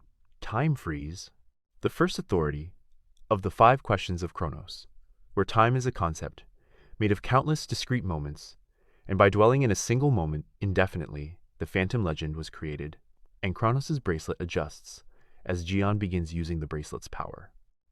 Enoch can't understand what's happening and desperately demands, "What are you doing? What are you doing?" And Jian replies that he's going to corner him now, and Enoch uses celestial stars, thinking that no method Jian uses can overturn his chances of victory, because the gap is too large, attacking with the galaxy spear. But Jian rushes in, grabs Enoch by the face, and shoves him back. Enoch uses his stars to attack from behind, trying to create distance and counterattack. But Jian has already recovered his armor, and Enoch finds it hard to escape, and Enoch uses Starstream Explosion, and smiles thinking it'll be difficult for Jian to break this barrier. But the next moment he's shocked, as Jian overwhelms the barrier with ease. Jian shouts, "Is that all? If not, then put everything into it," humiliating Enoch as he completely overpowers him and sends him flying into the corner wall, then appears in front of him and warns, "Take this fight seriously, or you'll die," and Jian slashes as Enoch retreats. Then Jian uses the power of overlapping lunar eclipse, which would normally be suicide if not for time freeze. But with time freeze, it boosts his physical abilities and improves the Black Star's output, which he believes is enough, because those were the two things he lacked at the start. And he swings his sword, as Enoch backs away, while Jian speeds up and slashes again, and Enoch barely avoids the attacks. Enoch realizes that if this continues, he really will die, wondering if Jian was hiding his true power from the start, and if not, then no matter what he has to reverse the situation, so he decides to pour all his power in at once, and uses Galaxis Hela to kill Jian. But Jian grips Aiea, and uses a single-strike technique, Lunar Snap, to counter Enoch's ultimate attack, and seeing that Enoch's hands and feet tremble in fear, like he's facing an entity that devours monsters, thinking, "Am I going to die here? By the hands of that boy who was called the royal family's disgrace?" And shaking, he swears in rage that he won't let it end like this, that he'll kill Jian and won't leave even a single bone behind, and will erase him from this world completely. He decides to use dark energy transplant, which is still incomplete, and something he never planned to use. But he believes using it is better than dying, and outside the palace on a cliff, Elin watches the dark energy flowing out of Red Star Palace, along with her army, and thinks, "Was this what Jian wanted to show me?" While at the same time, Leosa senses the dark energy and stops fighting, giving Daryl a chance to escape, as he uses a deal and steal ability to get away. And Leosa says it's a shame she lost him, because Daryl was so strong that victory wasn't guaranteed, and according to the contract absorbing him, would have given her noticeable progress. She realizes Daryl wasn't infiltrating the palace, but escaping from it, meaning he was originally inside, and understands that Daryl and his group are the real deal, the real enemies her master had been talking about, which excites her as she smiles, and says she's glad she chose to follow her master. Then remembers she came to Red Star Palace, and quickly decides to head there. Inside the palace, Enoch uses dark energy to attack Jian, but Jian gets behind him, swings his sword, and says he'd been waiting for Enoch to use demonic energy, and Jian repeatedly unleashes Aieia's slashes to bring Enoch down as Enoch takes heavy damage. The fight between the two brothers has now reached its climax, and Jian has the upper hand. Jian thinks that the human experimentation carried out in the underground of Red Star Palace alone might not be enough justification to kill Enoch. He cuts off Enoch's right arm, then pierces Enoch's heart with the Aya. Enoch accepts that this is the end for him. He wants to know who the person standing in front of him really is, because this cannot possibly be Jian. Enoch says that if this were the real Jian Agus, he used to know if he were just a human, then it would be impossible to have power like the one in this entity's eyes. Jian replies that he isn't sure himself. He thinks it's not just the question of whether he is Jian Agus or Emperor Alien's HK Agus. Ever since he became an emperor in his original world, when he wasn't part of the novel's chronicles, he kept asking himself a basic question. Why is his presence different from others? Why is it that only he can control the Black Star? After fully mastering the Black Star, He believes he might finally be able to find the answer. Taking his final breath, Enoch declares Jian the winner of the battle and accepts defeat. Jian remembers that among the 5 questions, the authority of one of them can only be used once, but he subdued the phantom legend so that he could use it during his fight against Enoch. At that moment, Diana Ignis enters Red Star Palace with her escorts and asks, shocked, "Did you really kill Enoch?" She's surprised, because if Jian did it, she assumes he must have done it with the help of Agya, the strongest elemental army. Even if Enoch was weaker than the other royals, he was still Enoch, a monster. Jian tells Diana to save her surprise for later, because first they need to clean up the mess and handle matters back at Pointer Star Palace. Priscilla is looking out the window, stunned. She says this is the first time she's ever seen such a huge commotion. She asks Jian why he isn't letting anyone come inside. Jian simply answers, he doesn't need them. Jian thinks that on Enoch's side, the people of the Eternal Shadowers have already secured the useful ones. The people arriving now are just ordinary types who won't be of much help, so there's no reason to meet them. Priscilla stares at Jian and notices that although he looks the same as before, his vibe is completely different. "How's the taste? Surprising, right?" she asks with a smile. She learned that Imperial Prince Jian likes coffee, and she even learned to make it from one of the Empire's top 5 baristas. Jian replies that it is surprising because it tastes terrible. Still, he drinks it all the way to the end. Leosa comments that the taste is fine, except the acidity is a bit too strong. Priscilla is dumbfounded and thinks expecting a compliment from Jian was foolish. Leosa comforts the crying Priscilla, saying her master is very picky, so it's hard to please him. Priscilla notices Leosa and wonders if demon blood flows in her body. She snaps at Leosa that she doesn't need her evaluation. Priscilla says she wants to ask something. "Leosa, what is your relationship with His Highness?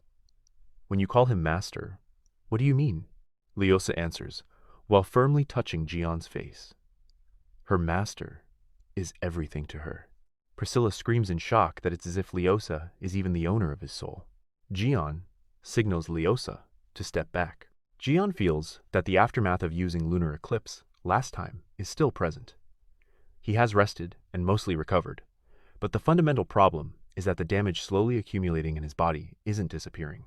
If this were his original body, enough rest would leave no permanent after effects.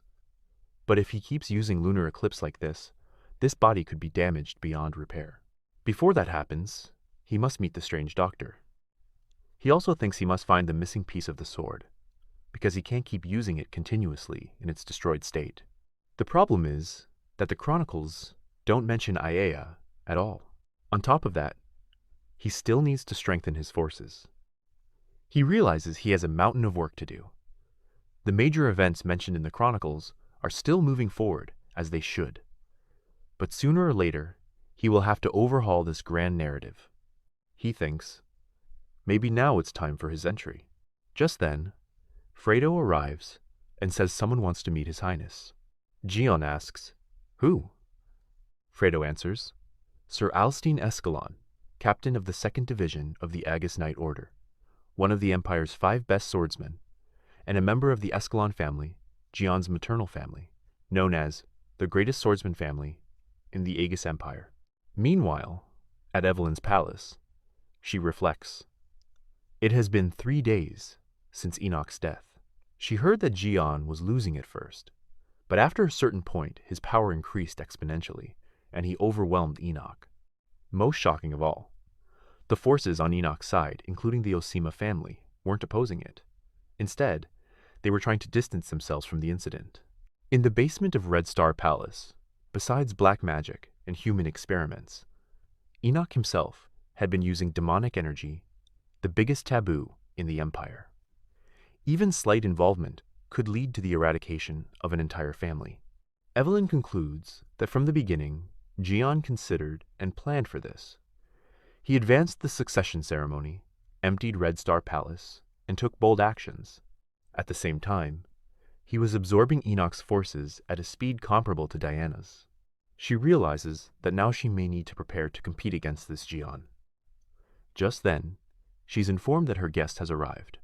Evelyn asks, "Who?" The knight answers, "The fourth prince, Udin." And that's where the series ends.